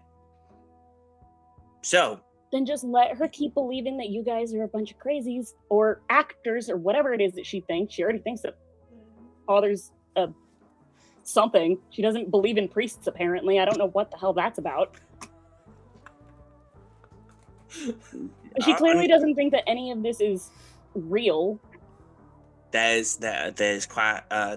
You are correct in that. So let's just keep it that way. I don't know why you're acting like some disappointed dad to a girl who snuck out to go into a party, all right? Because if she dies, that's on you. You think I don't know that? I don't know if you do. I bet. Penny's just gonna get up and try and walk away. All right. Penny leaves, and Auggie, you're the last one sitting there. I walk away, and then I come back, I pay Hank real quick, and then I leave. Thank you. I was gonna say something, but yeah, no, I got you, man. I'm sorry. Sorry about that. All right. Hank, I don't know how they do it.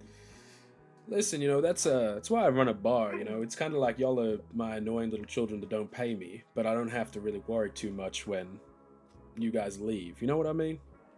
I remembered to pay. Penny, I'm not talking about you. You're out the door. Yeah. I'll give you. You know, I'm always good for it. No, You'll have I'm at the end kidding. of the month. I'm kidding. You're a. I know you are. You're a good man. I know you are. I appreciate it, Hank. Well, hey, if any more of those YouTubers or whatever the hell they're calling themselves come snooping about, tell them that the town don't exist. I don't fucking know.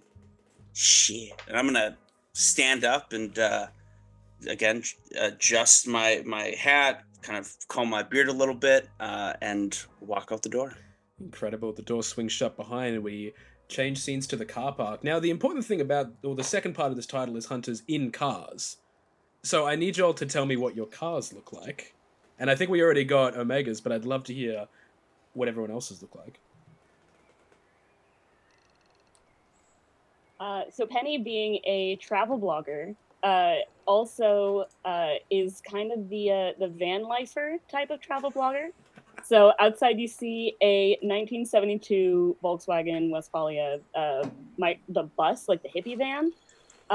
It is completely like redecorated, redesigned. It's totally in her style. It's got like a new paint job. You see like little curtains in the back windows that have like, little spooky designs, kind of probably like a Halloween fabric from Joanne Fabrics or something like that. If you were to go inside, it is definitely like decked out all kind of like grunge gothy type of vibe, very just like, it is like Halloween threw up in a hippie van. But you see like off of the rearview mirror, there's like a little crystal charm that she has up there. There's all sorts of little charms and trinkets and baubles throughout. And what you don't see is that underneath the paint job, she has also inscribed protective, sigils and different symbols and stuff to make sure that her car is absolutely her safe space. Incredible. All right. Who's next?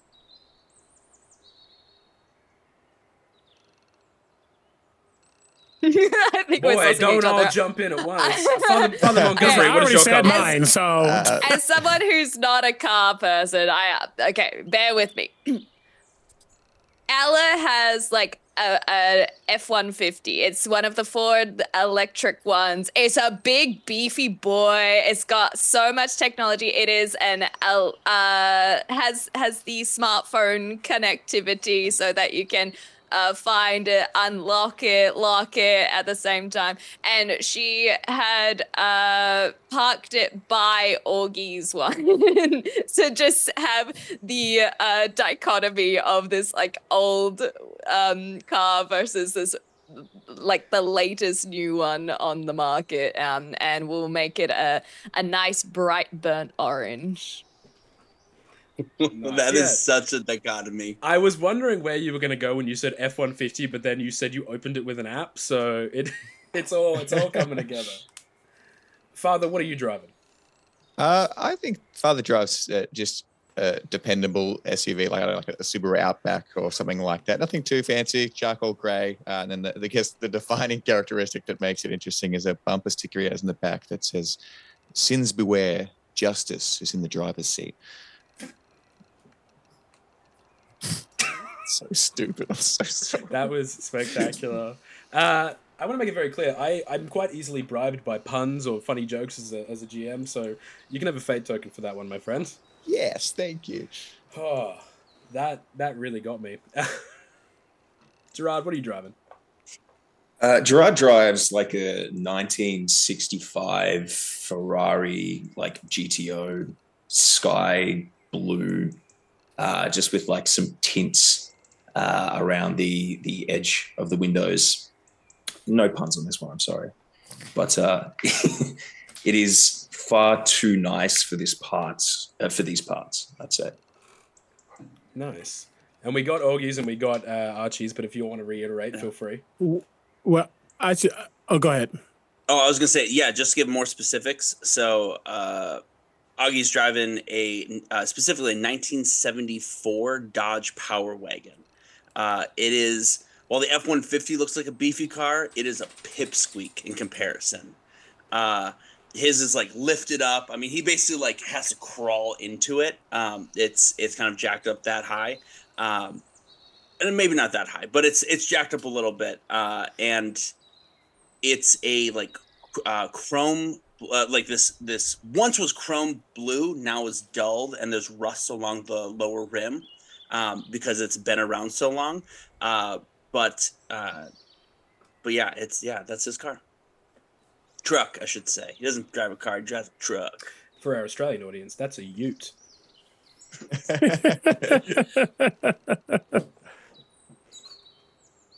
No, yeah, I was just saying, yeah, just all black. There's really only room for two. There is technically a back seat, but don't use it.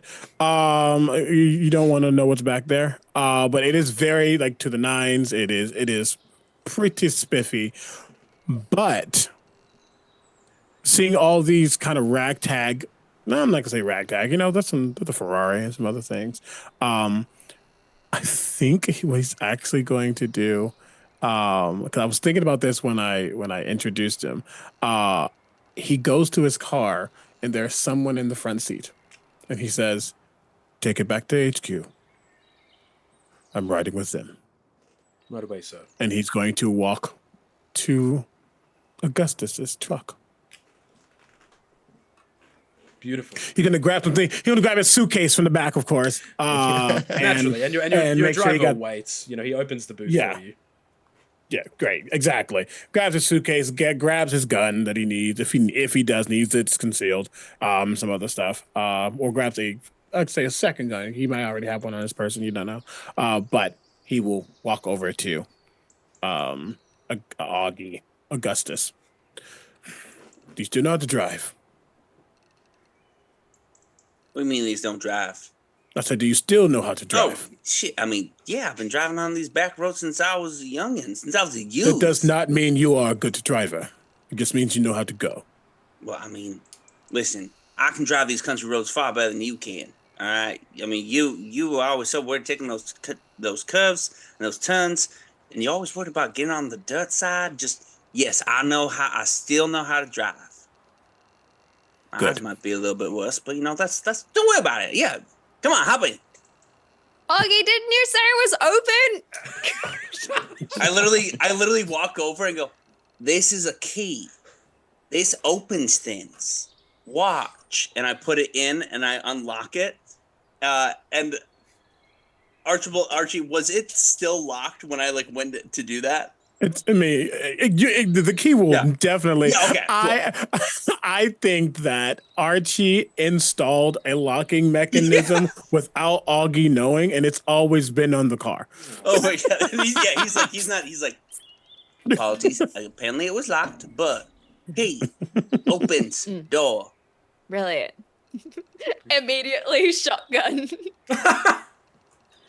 He's then having the conversation with Father Montgomery. He's going, actually, no, I think that the Father's got something for you that's a little bit more your size. This might actually break your shoulder, and he's gonna put it back in the back seat. Actually, yeah, I need to hold my gimbal anyway, so I can't really the two hand. Yeah, right, that's right. fine. The whole give me what Mawachi. Yeah, makes sense. Yep. She finds that incredibly endearing. My deep videographer that's the one. sensitivities are killing me on that one. Incredible. So who's riding with who is my question. So we got Auggie and Archie riding together. What else? What's the driving order? I would say who's going with who. Well, father's on babysitting duty, right? Mm-hmm. Get in, Ella. We're going for a drive. If I can be so bold as to instate who I think would drive with who, if I may, for a moment, I think it would be Ella, Gerard, and the father in one car, and then it would be Archie, Auggie, and Penny in another car. Fantastic. Incredible. Yep. I don't think Penny is willing to leave her van. I think she wants to take the van with her. That's fine. Because that is like safe space. It's got all the protections around it. So like if we need to, and it's a bus. So like if everyone needs to hunker down and just cram into it, they can. Nice. So she's just like, I'll ride alone. I got this. It's all good. I'll see you there. Thanks, Penny. Yep. Got you. Incredible. Just goes, oh God, I'm gonna get a girl killed, and then gets into her van. Excellent. Hank's given you all the direction of where you need to go. For the purposes of expediting the travel, you'll hit the road. Is there any conversation that's happening on the way there? Who's in the back, I guess? Who's in the back of the... Because whoever's in the back seat, they're going to have to push over a few boxes. An excessive amount of boxes of holy water and weird scramblings of manic writings as Father Montgomery just is listening to his Spotify playlist of the readings of his favorite psalms. And it's a very awkward car ride, I'd say. A conversation would be a bit forced. But... I think Ella's definitely in the back. She's just used to having so much gear. She doesn't even think twice about the gear in here. She just like shoves it over, takes off all her stuff, she makes herself at home, pulls out her little just her phone here, and she's like, all right, I've made some new friends already. We're gonna be driving to the motel now. And so this is Gerard, this is the father. And then she'll kind of put the phone down and be like, what is your channel again? Is that directed to Gerard or father? No, to the father. I'm not sure I quite understand this. Okay, just so I can, make sure to like shout you out and to who? Your dwindling audience? I'm not sure I quite understand. Who? Yeah, and she stops recording and she kind of just slumps into the back. Well, I deal in artifacts and antiquities sort of things. I am intrigued by your playlist here, Father. Can you explain that top played track there to me? God, let's get a random reading. You mean Psalm 23:4? Let's just do a reading. That'd be fun. Protection in darkness. Even though I walk through the valley of the shadow of death, I will fear no evil, for you are with me. Your rod and your staff, they comfort me. What do you believe in, Gerard? I believe in many things, Father. The Lord above, the many sounds of the forest that one hears when you walk alone. I've seen a lot. Are you familiar with demons? Absolutely. There's where I'm from, specifically my father, he was very intrigued by them. And there was a time in my life where, much like the scripture we're reading in the moment, he would quote things to me and I didn't understand them at the time, but now it seems to be thrown into a very sharp, blinding light as we approach this upcoming hunt, I would say. Have you hunted before, Father?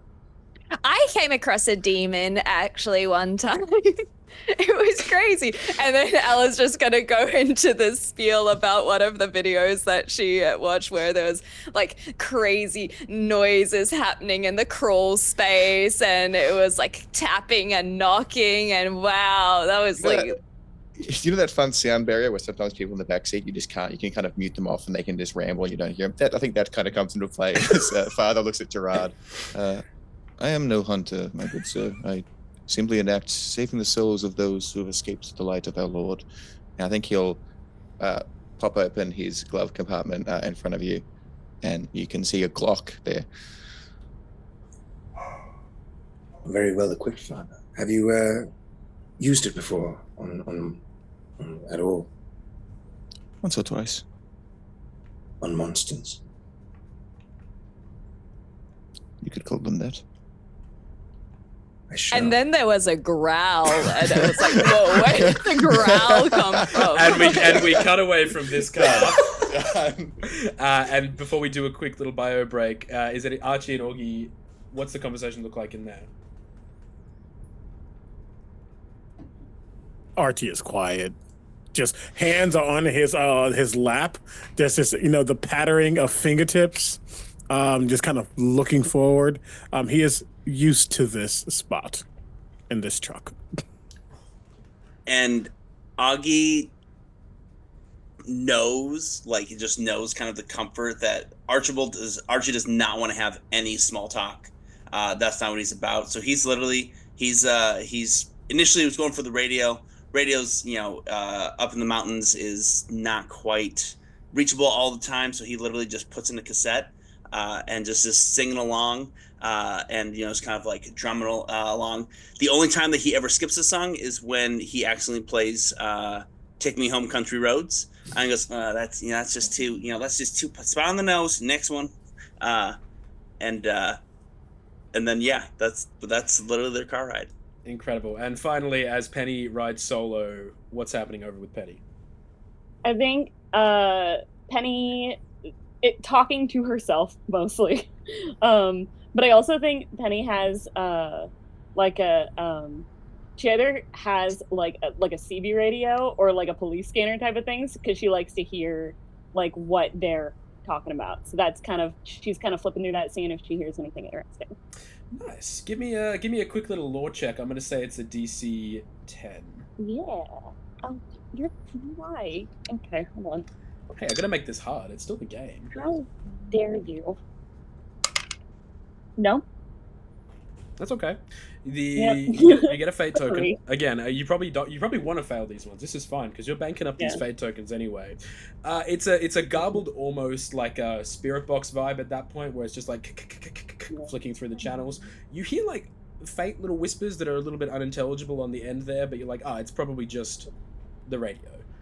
The camera pulls out as we see these cars moving across the road. Bad Moon Rising by CCR starts playing, and we're going to take a quick little breather. Camera fades in from black, and we see parked on the side of the road the cars of our hunters. Into the woods, you can see a semblance of a path. Maybe there was a path. Maybe there wants to be a path. Who's to say? You guys step out of your cars, crunching onto the dense undergrowth as you step under the cool shade of these trees. What are you guys doing?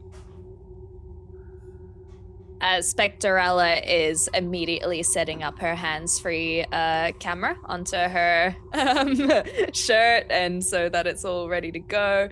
Getting the backpack on, making sure all of the cables are charged, so that she can film the experience. She's not quite recording yet, but she's just making sure it's ready. Pop the microphone lapel onto her collar there. So she's just getting her gear ready. Incredible. Maybe like a little light on the shoulder too, perhaps, for a little bit of extra lighting in the scene.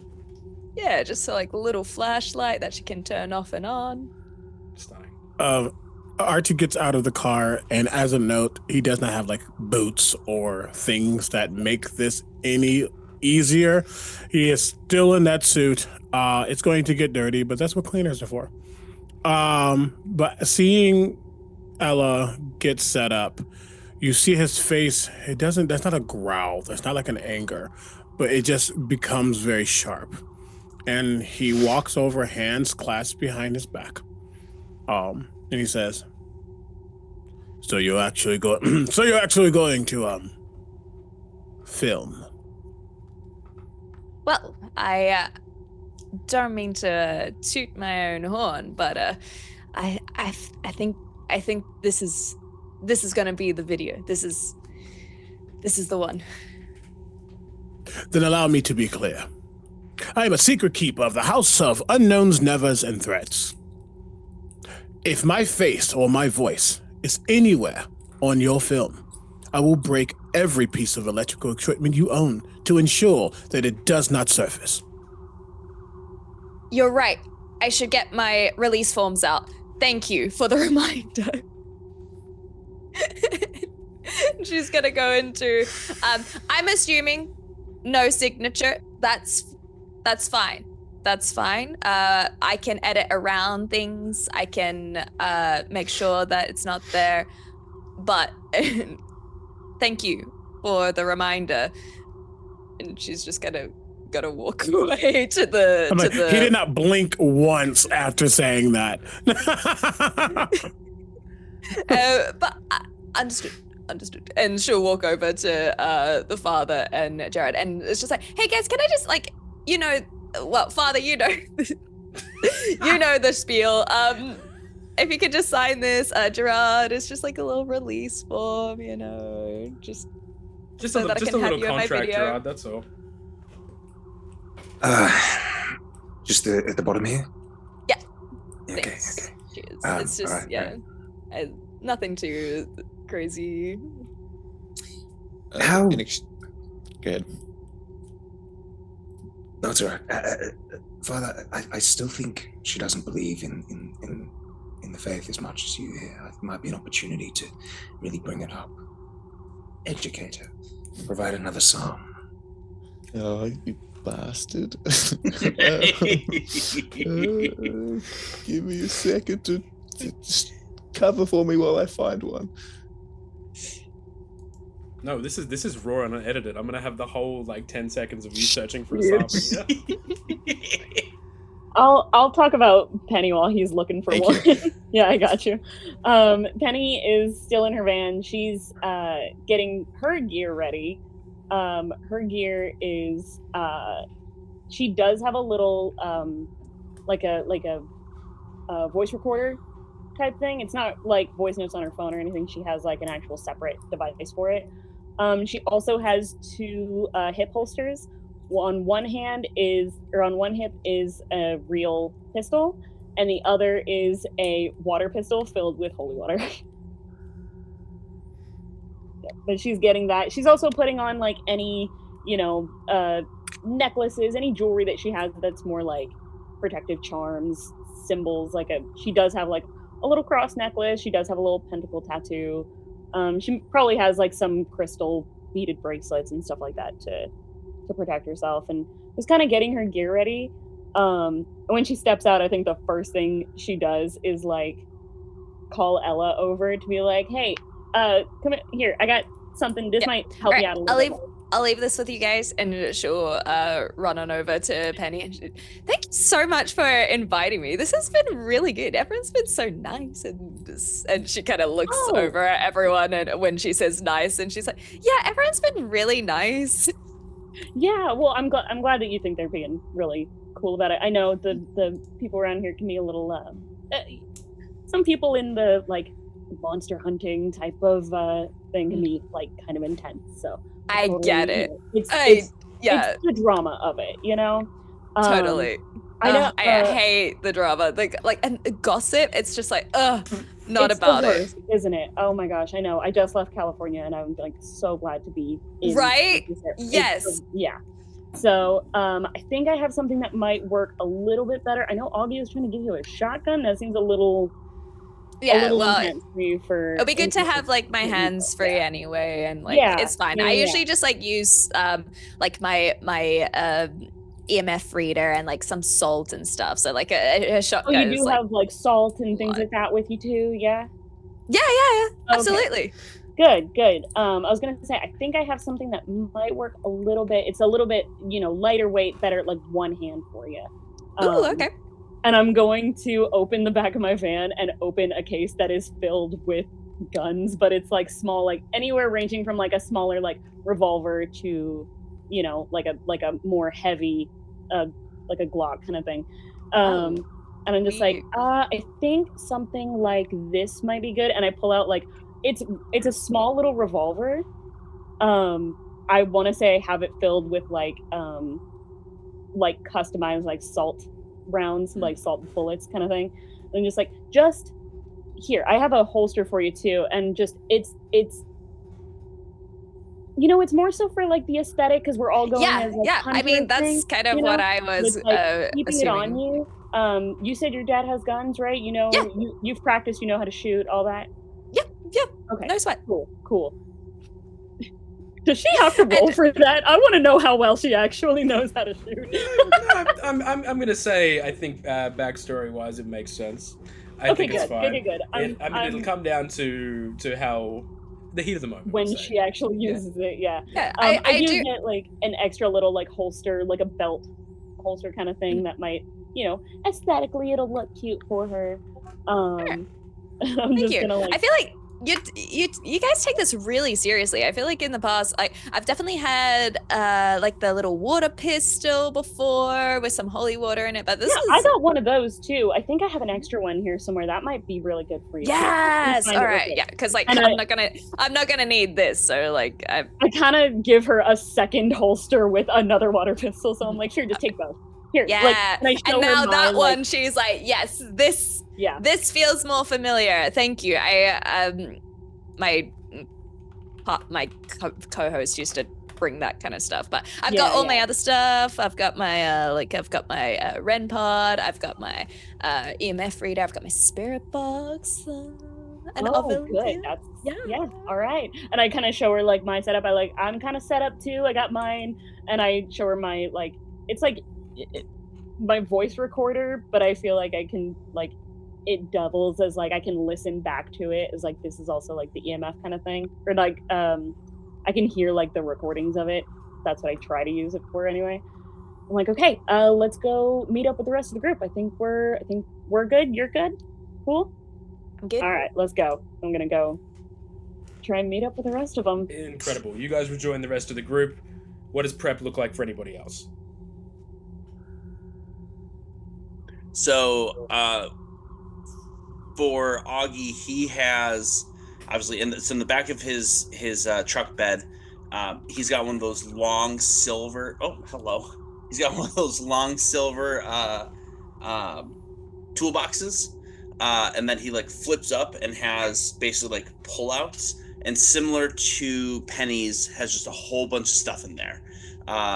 He's got steaks and like rounds, salt rounds. He's got a couple like bottles but like of holy water, but they're literally old water bottles that he's just like put tape around and written like H water.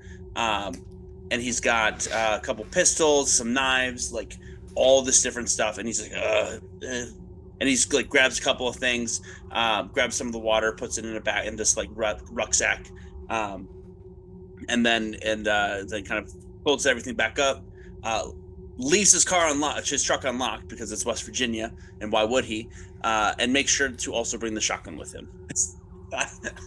Our chief logs it. Yeah, you just hear like the mechanical like thunk of the locks closing. Archie has his suitcase with him now, and his suitcase has a bunch of different things in it as need be. He doesn't really leave or go anywhere without it. The only reason he went into the bar without it is because he knew he was going back to the car at some point. But he's just kind of waiting for whatever other process these individuals may have. Now that I've scoured the internet for some psalms, I think during all of this, Father was just... full context, not Catholic or Christian, didn't expect to go so hard in on this stuff. So that's I've roleplay, been doing baby. A lot of learning. Absolutely, but I was like, oh god, I'm underprepared. All right, I We're skip in the back South, on baby. over. You better learn that Bible. Yeah, I at this skip back point, on over. Ella rejoins you for the psalm. All right, I'm ready to go. My child, our Lord doesn't make mistakes. He put you in my path for a reason, to steer you away from the devil's temptations. So, I'm going to read to you a chapter of Ephesians 6. Oh, wait. Let me... Recording? Oh, fantastic. Put on the full armor of God, so that you can take your stand against the devil's schemes. For our struggle is not against flesh and blood, but against the rulers, against the authorities, against the powers of this dark world, and against the spiritual forces of evil in these heavenly realms. And the Father's going to take off his cross around his neck, his necklace, silvered, and hand it out to you.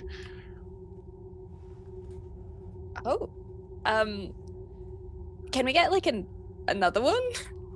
Like I don't know. I just didn't feel like I feel like that didn't quite suit the vibe of what the video I'm making is. And Put the necklace on, my child. and she's just gonna like pop over and change the camera so it's facing, and she'll go really, really serious. And she'll just, and then she'll look over it. B-roll.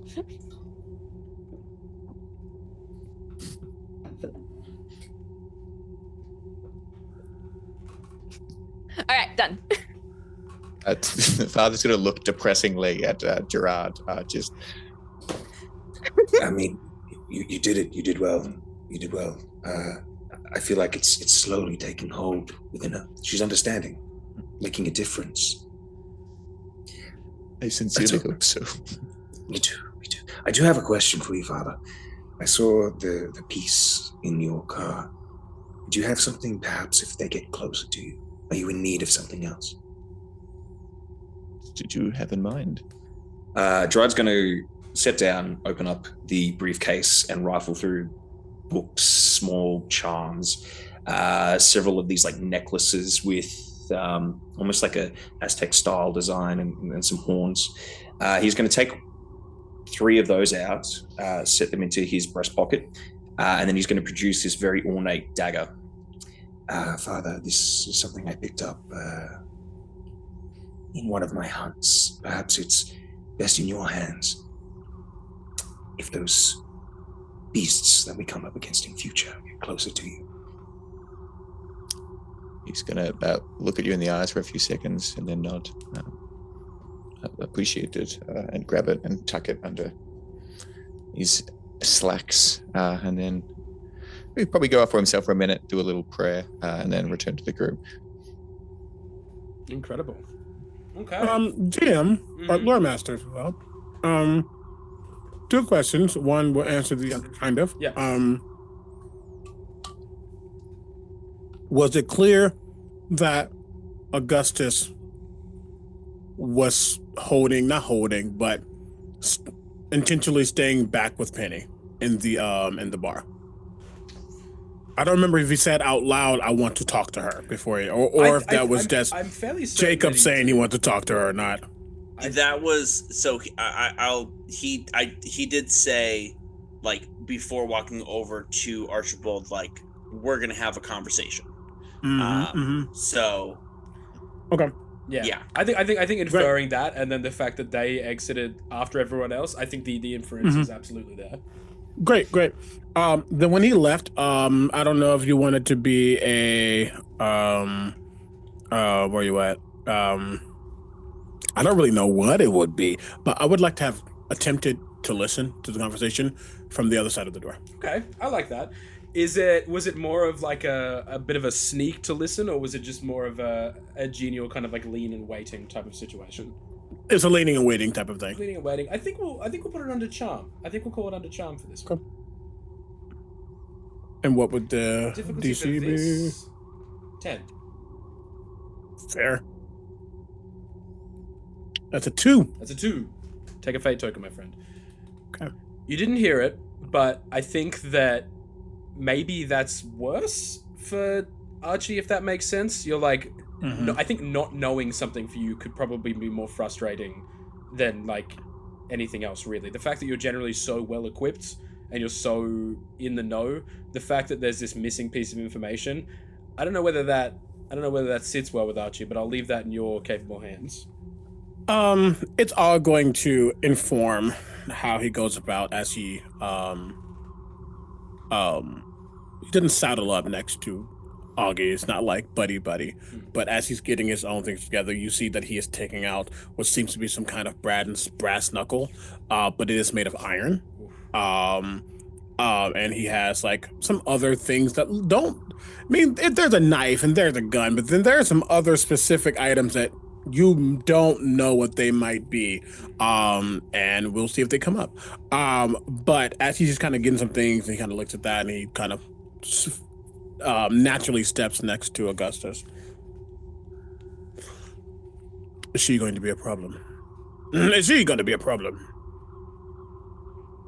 Who? You talking about the Ella girl? Nah. I mean, she might be a bit of a problem, but nah, she'll.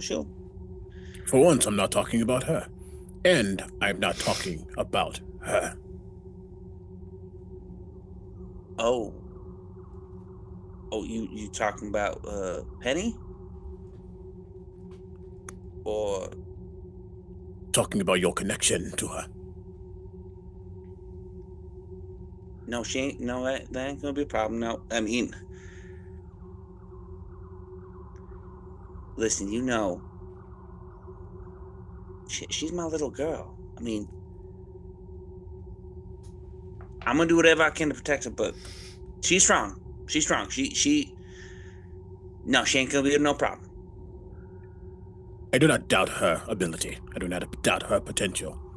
What I do doubt is you and your hesitancy if she gets in trouble. Well, first of all, she gets in trouble. I ain't hesitating nothing. I'm gonna be the first one through that damn door. That being said, we got the job to do. She knows her role. I know mine.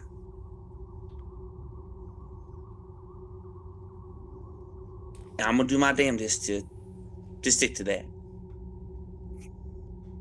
As I always have, as you and I have done many jobs before. This ain't our first hunt. Yes. But I also know that the heart will act before the hands will. I'll be ready. But also know, I love her the same way I loves you. Walk off. I forgot that I was meant to be like GMing for a second. Yeah, and literally like Augustus goes, shit. Goes, damn it, Auggie, what you thinking? SpectreElla is like off doing her thing. She's filming the motel. You're having a lot of like, oh my gosh, it's like I feel so cold right now. And she's like wearing a thin flanny with a tank top, like, and shorts and combat bags. It's like I can't believe how cold it is since we got here. Really quickly. And I don't want to cut you up, but really quickly. Go Are we at the hotel or are we in the forest going to the hotel? Oh, my apologies. Okay. I thought parking lot in the hotel. My apologies. To paint the scene a little bit better, you've effectively just had to pull off to the side of the road. And this is where Hank is more or less marked. He's like, cut through the forest here. This was... Gotcha. By all intents and purposes, it should be here, where you guys have pulled up. But... like we said, as the forests want to do, it's taken back what it thinks it is its own. Right, in that case, still doing the filming where it's like, thank you. The motel's meant to be here, but all we've got is just the forest, the woods. I love it. Incredible. So, you guys are standing at the edge of the forest here. Who's heading in first? Who's taking charge? Would Gerard lean down for a second and try and just get a scent of what the sort of like natural vibes would be, sort of like the spiritual aspect of what this is going on here, if I may? Yeah, for sure. Give me... I'm going to call it a lore check. I'm going to say DC 8. I think Jacob and I had the same reaction. Like, I get a scent. We went, yeah. What do you mean scent? What are you He's not beating the werewolf sniffing the dirt? What are you talking about? That's only a 4. Only a 4. That's okay. Again. My werewolf sense aren't working. Damn. Don't tell him that yet. So, you kind of bend down, kind of hand on the ground, trying to get a bit of a feel for what's going on out here. Your finger's kind of like running through like dead leaves and everything's like a bit wet and damp. You know, it's akin to like, I don't want to say it's like cadaver adjacent, like the feeling of the ground, but it is cold.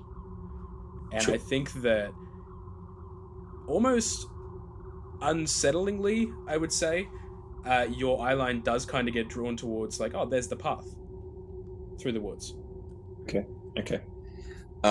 I will sort of lean down, hand run through the loamy soil sort of there, and just sort of. It does smell old here. It's damp earth. And then I'll trace up and point out the path to sort of look forward. I feel we could follow this if everyone is prepared. And I think on pointing it out, it's almost like a bit of like an optical illusion. It's almost like the trees wanted to form like a bit of an archway through, and only now that Gerard's pointed it out, you're like, oh, obviously that's the path. That looked great. Thank you so much. And as she was like filming you sniffing the ground. You got it in like a 60 FPS, so like the loamy soil dropping down looks really good. I think Ella is going to start walking through this archway. It's very aesthetic, and she doesn't want the bodies in her shot. Immediately, Penny is just like follows behind. Okay, so we have Ella, we have Penny. Father, you babysitting that one? Or you just gonna be hampering back here? Father's gonna pull out his Glock and quickly follow in behind. Incredible. So we have Ella, we have Penny, we have Father. Who's next? Yeah, I'll dash afterwards. Yeah. Oh, sorry. There is no way in God's given heaven and hell he let Ella just walk. I mean, he's probably walked, but he's nope. Not this girl gets killed. He's not going to stop it, but at least She's not going to. She's very respectful that if she like hears you coming up, she'll like stop recording immediately. She's not going to disrespect your boundaries that you've set. Sorry, yeah. What? Ella's a professional. Professional, that's real. But no, he's just like nope. And when Auggie said the words, he's like nah. So that definitely let him going. So he'll let Ella still be first, but he's gonna be up there. Okay, nice. Yeah. Yeah. And I should say, you don't have to walk like immediately behind each other. There's enough space that you can probably walk like two abreast. Sure. But it's definitely like it feels like it's kind of breathing, if that makes sense. Like this tunnel, like it is feeling a little bit like not in a claustrophobic sense by any means, but more of just like things are shifting subtly. Sure. As everyone walks through, are you bringing up the rear? I'm bringing up the rear. I would also like to. So I have the always ready skill. So I just want to for us. Go ahead. Yeah. I have that. And Wonderful. yeah. Always ready, just for anyone playing along at home. You may spend 2 fate tokens to just happen to have one commonplace item with you, to the GM's discretion. Not a bad one to have. So. Yeah. What I will get everyone to do as you walk through this tunnel is give me a grit roll, and the DC is going to be just a 6.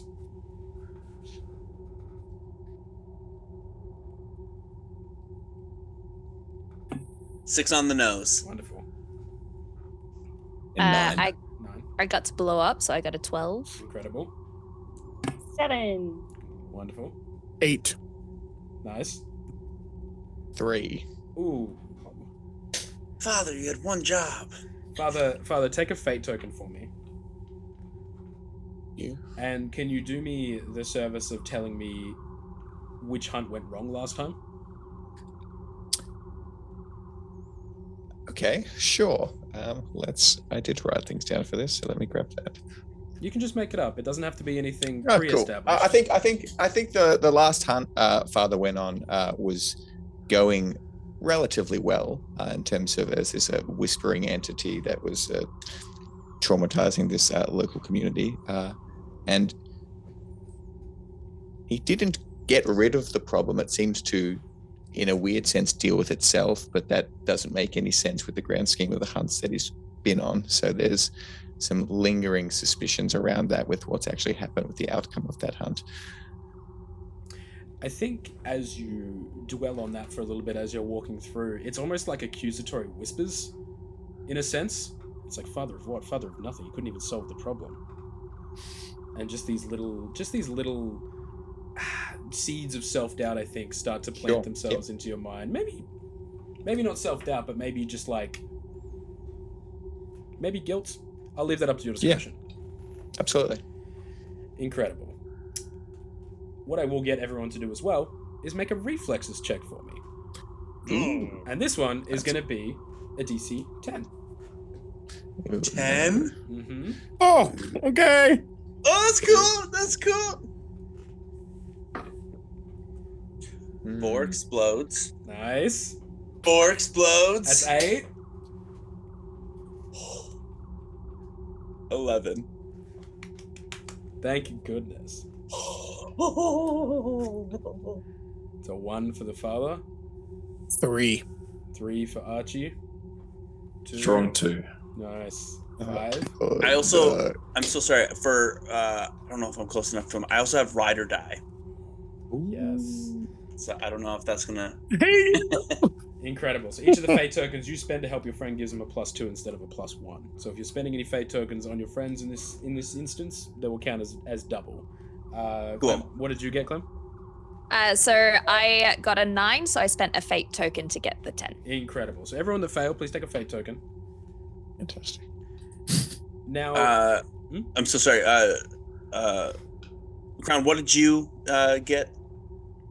I got a 3. Okay. Yeah. Yeah, I can't help you. Sorry. I don't think you've got the change for that one, friend. Everyone, well, nobody else notices with the exception of Auggie, and I think probably because, you know, these are your woods. You've been around here a long time. There is the sound of just a claw, perhaps, and I think claw is probably the immediate thing you think. Just kind of like dragging on tree. What was that? Oh, sorry, and Clem as well. You would also hear that with the 10. Just this sound, and it almost sounds like for you, Ella, I think you're like, wow, great Foley work. Yeah. For me, it's definitely the like I'm in the zone now. I'm hearing every single crunch of a twig that is our party making the crunches. It's going, did you hear that?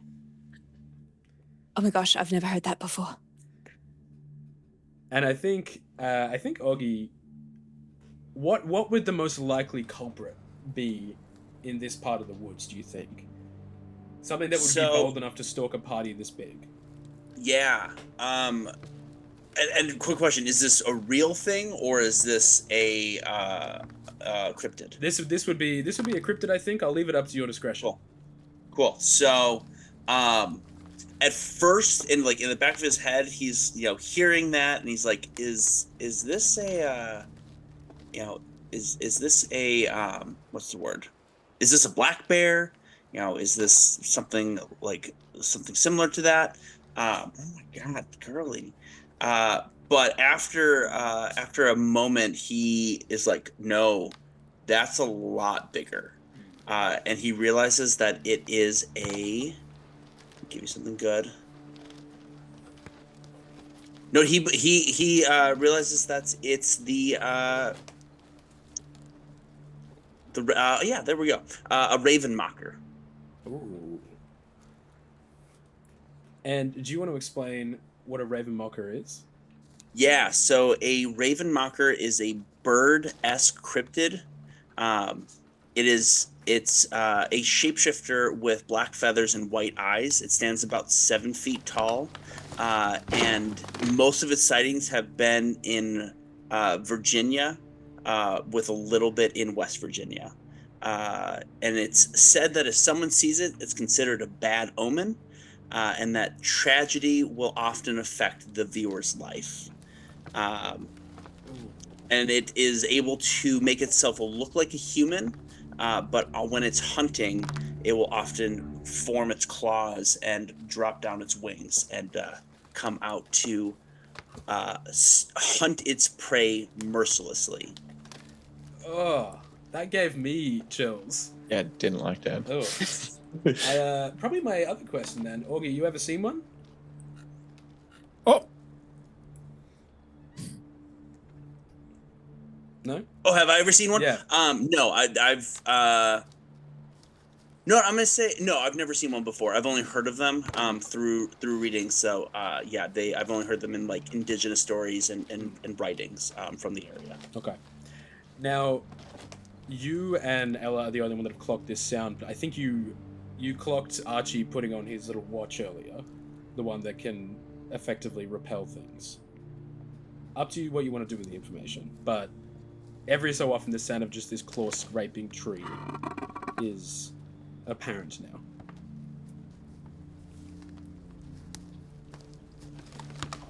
Guys, and she's talking to a camera, not you guys. I'm getting a real bad feeling about this place. Augie's gonna walk up and go, "You shut the hell up right now."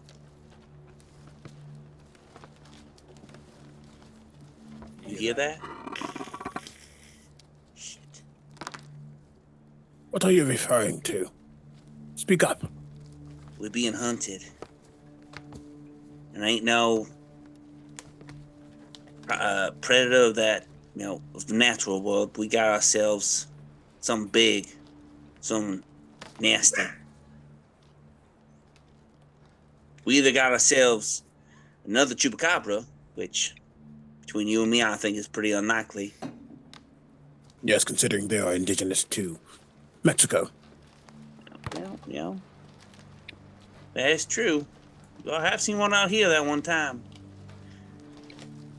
Though probability of it happening twice is pretty slim to none. We might be, might be a smoke wolf, but that's big. That's real big. The sound's getting closer now. I would say that you probably all now clock this claw on tree as this sound of like you can almost hear like tree bark hitting the ground at this point. As quietly as I can, Penny's gonna take the gun out and like cock it and just have it at the ready. Yeah. SpectreElla will pull out the holy water gun. Nice. Yeah, Augie's had his shotgun out and ready the whole time. Incredible. Anyone else? Is there anything that's because it hasn't been said what it might be? Are there any distinctive, not markings, but the way it's approaching, the sounds we're hearing, things of that nature? Yeah. Anything I might have read that I might know what to do with a monster like this? Absolutely. I would say give me a lore check. I should also say there is a mechanic that I forgot to mention at the top of it. If I set a DC and your dice can make it with half, you can just halve the roll. Yeah. Effectively, and you can take half instead. Yeah. So if for instance, in this particular instance, I was going to set it as a DC 10, you have a DC, you have a 20 for lore. So you could halve it if you wanted to. Yeah, give me that. Respectfully, give me the 10. Incredible. Yeah, absolutely. I think that, what was it called again? Sorry, Jacob. What did you? It was the creature. A raven mocker. Okay. Yep. Yeah. I think with a 10, because you've kept such decent tabs on Auggie, you kind of unintentionally share like a pretty similar spec of knowledge, and you would know that something that's like game enough to hunt quite a large group for one is unusual, because a lot of these predators and these cryptids aren't going to hunt massive groups, and some of them will bark quite loud apparently. I think the immediate clock that happens for you, Archie, is this sudden rush of wind, like a Titanic flap of wings, just like a as this wind whips through and everyone's hair basically like flicks backwards. It is like a train just went past basically, and the wind has blown you back from that. And you said sparks too, Auggie? Trail of sparks? Correct. Nice. Yep, the trails and sparks and like almost flame, like smoke. Yeah. Is a good way of putting it. I think it's like this bark is hitting the ground and someone's trying to start like a fire with like green wood. That's what's happening basically. You can smell like the starts of a fire, but it's not going to take. It's just smoldering on the ground. I think that, Archie, with that, you can probably piece together, yeah, this is a raven mocker, this is not good. If you don't act quickly, something horrible is going to happen. Okay. then as I'm starting to get these clues, essentially, just gonna look directly at Father, Gerard, and Penny for a moment. You all have your weapons. It's not as well. You all have your weapons. I hope you know how to use them. Run. And I'm going to signal to go the opposite direction of whatever this thing is. But I'm going to actually now move back to the back of the group with Auggie and start to mess with my watch to see if I have anything that might, because like these things are like, it's like vampires, werewolves, ghosts. This probably not. Yeah. So he's just going to be able to just start going through his own rucksack and see what he might have. Incredible. But he's going to get to the back to make sure he's doing what he can back there. Absolutely. All right, so what we'll do is anybody that is running away, I'm going to get a reflex check from you guys, and it's going to be a DC of 12. Oh, boy. Who needs to make this? Everyone or the 3 running? The 3 running. Okay. Well, okay, I just wanted to make sure that they were, I don't know what they're doing, but I just went back with Auggie, so I don't want to say they're running. Yes, sir. Yeah. Sorry, I'll say they're running. Fair. DM, I have a question for you. So mine is a D12, so I'm spending fate tokens to hit 12. Does that mean it also blows up That on means top that of that? if you are spending it to hit the maximum, it is going to blow up. Woo! Oh, wow. All right, so that makes it a 19. Nice. 2? 6. What was the challenge that needed to hit? 12. Oh, baby girl. It was 7. 7. Okay. Yep. Rough. Oh my god. I think what's that noise? I'm worried about Ella, and so because she's got so much equipment that I look at her and I trip on a rock. Yeah, I think so. Take a fate token. Anyone that failed, make sure you take your fate tokens for the failure. I think what happens in a pretty quick succession is absolutely Ella takes off. And I don't know whether it's like actual fear yet or whether it's still like, wow, this is cool. We're getting good content here. I think, Penny, very true to your word, you go shit and you go to take off afterwards. And then it's not that you trip over a rock, but it's like a root comes up to meet you, basically. Because the forest wants what it's owed. And you hit the ground effectively. Gerard, you rolled a 7? Yep. Incredible. You take off after that way. You see Penny fall over. Are you stopping to help? Yeah. I'll pull up and be like, you gotta watch yourself out here. And I'll lend her my hand. Incredible. You guys plunge a little bit deeper into the forest. Ella, you break through a tree line. And you are in a clearing. And we'll get back to that in a second. Father, Archie... Father, did you stay put to fight? No, I think I ran. You ran I as would have well? been following Ella. What did you get? I'm getting out. My babysitting duty is to figure out where Ella's going. What did you get? 6. Okay. I would say the same for that. You probably catch in step with Gerard and help. And you help those help guys Penny up up, there. yeah. But you guys are in the woods. Archie, Auggie, what I'll get you to do, Archie, is because you're trying to effectively not quite jerry-rig the watch, but you're trying to change it past its intended use, because it is very much like a vampires, werewolves, ghouls type of situation. What I'll get you to do is give me a lore check, and I'm gonna say the difficulty.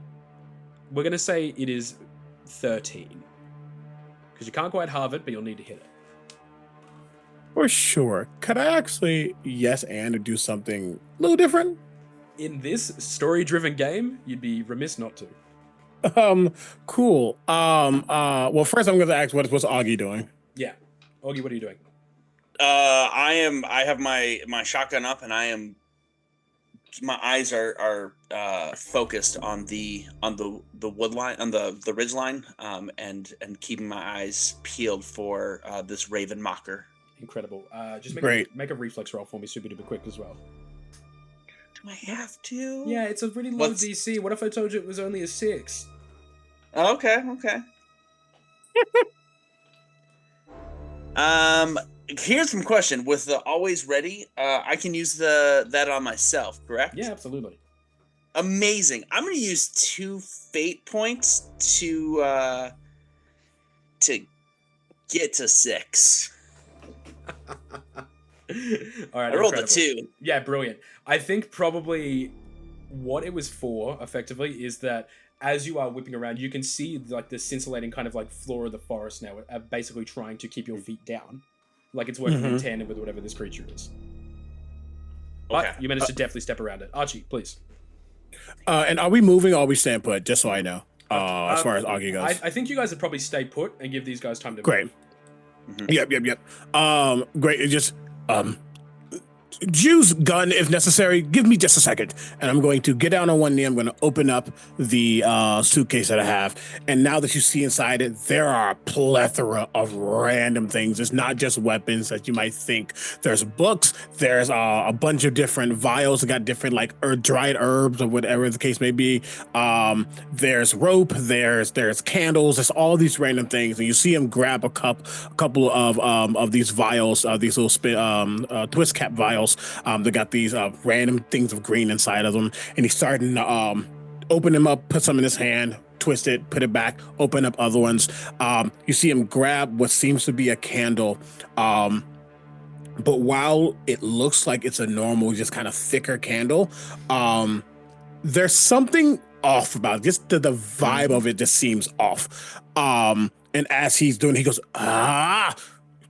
do you still smoke? Lighter, now. No, I don't.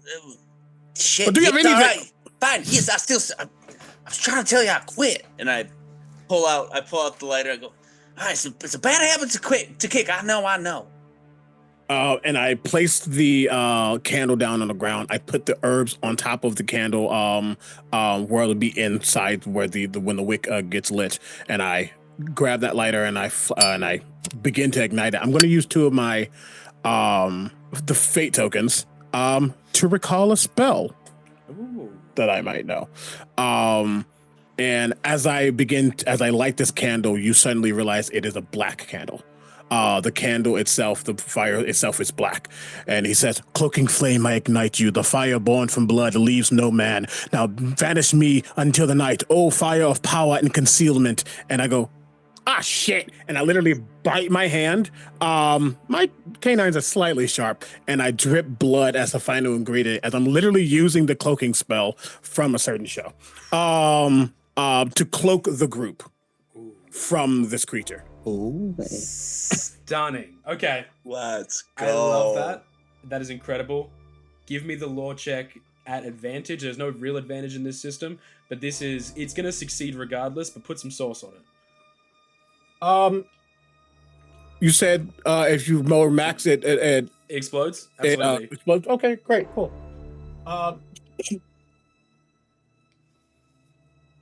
39. If you have another fate token, you could explode it again. I'm not gonna do that. Yeah, because that'd be greedy at that point. Incredible. Okay. Too much. Okay, here's what happens. Holy shit.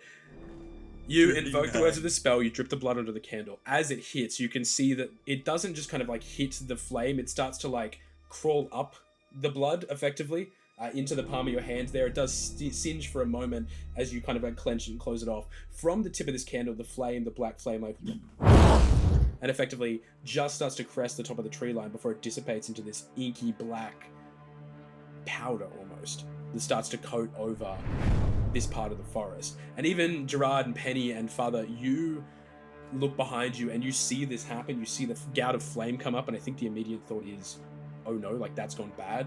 But you see this darkness start to descend onto the forest. Something I was going to say was if they're helping me up, I think as soon as they like help me up, I realized that Archie and Auggie are behind us. I would have told Gerard and Father to be like, just go with Ella, and I would have turned around and gone to check on the others. Incredible. All right, we'll get to that. Penny. We'll get to that in just a second. As this black powder is effectively just hovering in the air of its own volition, it should fall, as substances are wont to do, but it just seems to kind of have like a bit of a want of its own as it's circling around trees. Auggie, you immediately clock it because I think your eyes are on a bit of a swivel and you're looking around. One of the trees that you're looking at directly, that's probably no more than 5 feet away from you, it just moves like a leg. And you see this massive, like, bird-like beak crouched down, and it's looking, and you can just hear like this like very faint chittering sound as it brushes right past your head, and it's searching and it's looking, and it snaps its head around for a second, pulls back out, and you can see with a massive, just titanic flap of wings, and it flies up over the tree line and away. Holy shit. Where'd you get yourself one of them fucking candles? If I tell you, I'll have to erase you. You know that. Yeah, I know. I just... Holy hell. I'm going to pick up the candle while it's burning. Yeah. There's a radius. Stay within the radius. Incredible. Though it should be far enough that the others immediately start booking it towards where they decided to run. I'll probably run into. Or maybe Penny gets there before as we're getting that, or whatever the time is going to be. I think as you guys start to head off, Penny, you run into it there. You see like this elaborate kind of like spell-based like work from this candle being there, and you're like, oh, okay, cool, that makes sense. Like, I'm not going to make you roll a lore check. I think you know what that is. Yeah. I think my gun is at the ready because I see like the darkness, and that makes me panic. So I'm like, wait, are you guys... And I think okay, that works. Sure. And I like, as soon as you're in the vicinity of like Archie and Auggie, I think like it kind of clears a bit, and you can almost see them a little bit further. Gerard, you've sold one of these candles before. It came across from and I use the word ex-hunt member very, very loosely in the fact that you don't generally leave that line of work. You get forcibly removed from that line of work, basically. And if I can and you here for a second, Archie, who was that person that got forcibly removed from Hunt? Oh, this is great. Yes. There was an Esteban Del Rosso, who was a apprentice, or they call him a bookkeeper, in the ranking. And the whole point of Hunt is to keep secrets, to keep the secrets of the world, not necessarily in some like Illuminati's type of stuff, but the monsters, the magic, the gods, all the things, like who needs to know. And he wanted to start talking, basically. He was kind of tired of keeping it all. He felt like the average person should have this knowledge to be able to prepare themselves. But it's not called the House of Unknowns, Nevers, and Threats for a reason. And he met the person above the librarian who erased them. I actually sent you a little snippet if you saw that. I don't know if you saw it. The person above the librarian, above board, was once a god. The god of secrets, silence, and how about I say complacency? What the heck is it? And confidentiality. And they were erased. This person does no longer exist in the world. Period. Ooh. That is chilling. Yeah, so Gerard, you bought this off a man that you don't quite recall nor remember, but you've seen one of these before, and you know that is potent magic.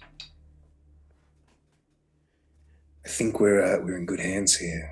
If I was a betting man, my money would be on Sir Archibald, who's acquired this. I really need to rethink some of my suppliers, though. Incredible. Now, just because I'm being told of everyone's time, I'm going to wrap it after this scene, if that's okay with everybody. But I have to leave us on a cliffhanger, like any good episode, right? Mm-hmm. Okay. Here's what happens. Ella, you burst out of the tree line. You are in a clearing, and you see right in front of you a neon sign that's not lit that says Silverbrook Motel, a place to rest. You can see effectively like a 2-story, like older brick building. You can see there's an adjoining office around the side there, and it's almost like this is the one spot that like the sun is kind of daring to shine for some reason. It's almost like cast a spotlight on the hotel, but you can see it there.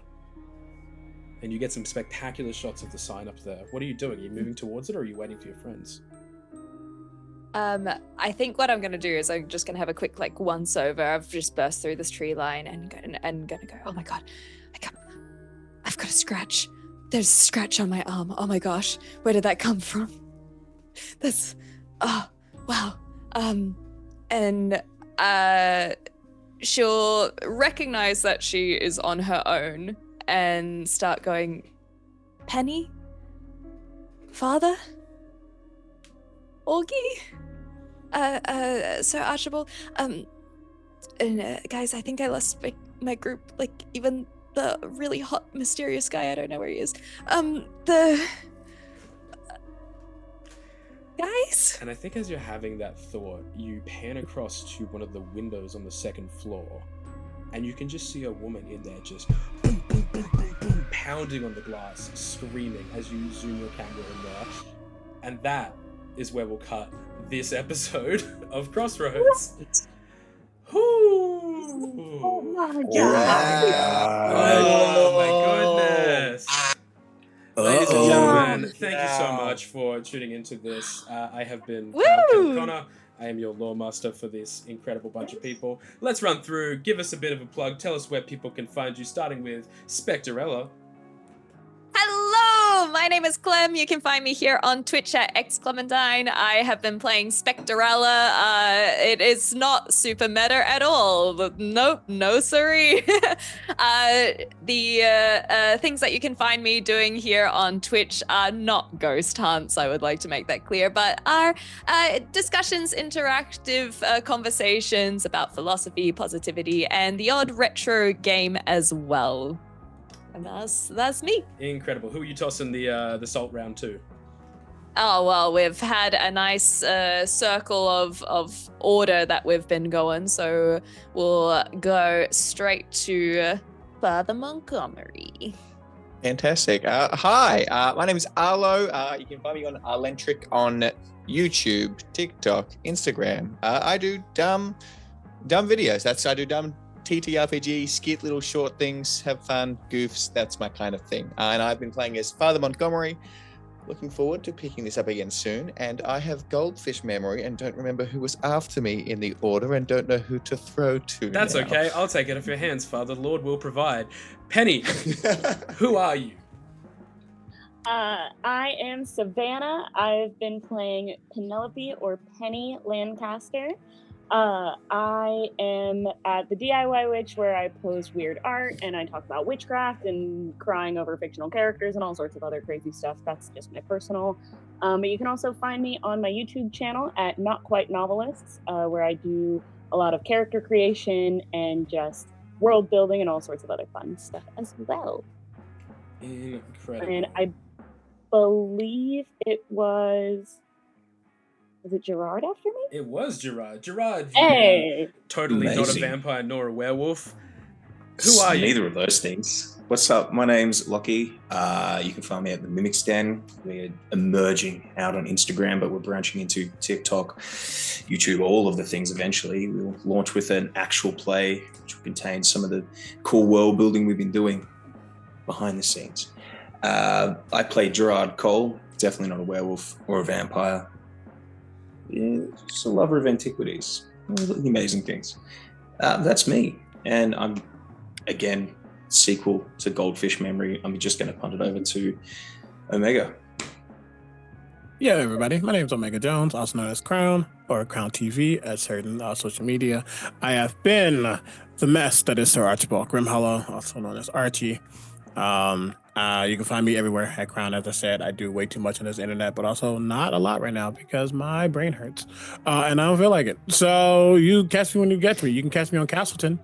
Well, you know, I'm on vacation, so you really can't catch me on Castleton. But you can catch me as Skrios, the Dibby God of Entropy, who is vibing right now. Catch those episodes coming up in 3 weeks or whenever this. I don't know when this ends, but at some point. Yeah, don't date the video. Yeah, you're right. You're right. It's at some point. And yeah, that is me. I'll pass it to my ex. Hello. I am Jacob. You can find me at JrSchorlunch on Instagram, on Threads, on TikTok. That's JrSchor lunch. If you're ever in need of a cosplay commission, an art commission, if you're looking for a professional DM to run your game, because listen, your DM is tired, they want to break, and you want them to play as a player next to you, direct message me. I'm more than happy to connect and talk to you about what we have going on. You can also find me on Castleton as I play Troilus Ilex Gladius Duke, the father of Skylark, the sweetest little girl in the world. That's just gonna get crazy real quick, but very excited for that, and excited for this to continue on as I play Augustus Calhouln, better known by his friends as Auggie. Ah, stunning. As for me, if you're on this channel, you know who I am. I'm that important. Anyway, I've been Cloud O'Connor. Y'all have been amazing, and we'll see you in the next one, ? Crossroads.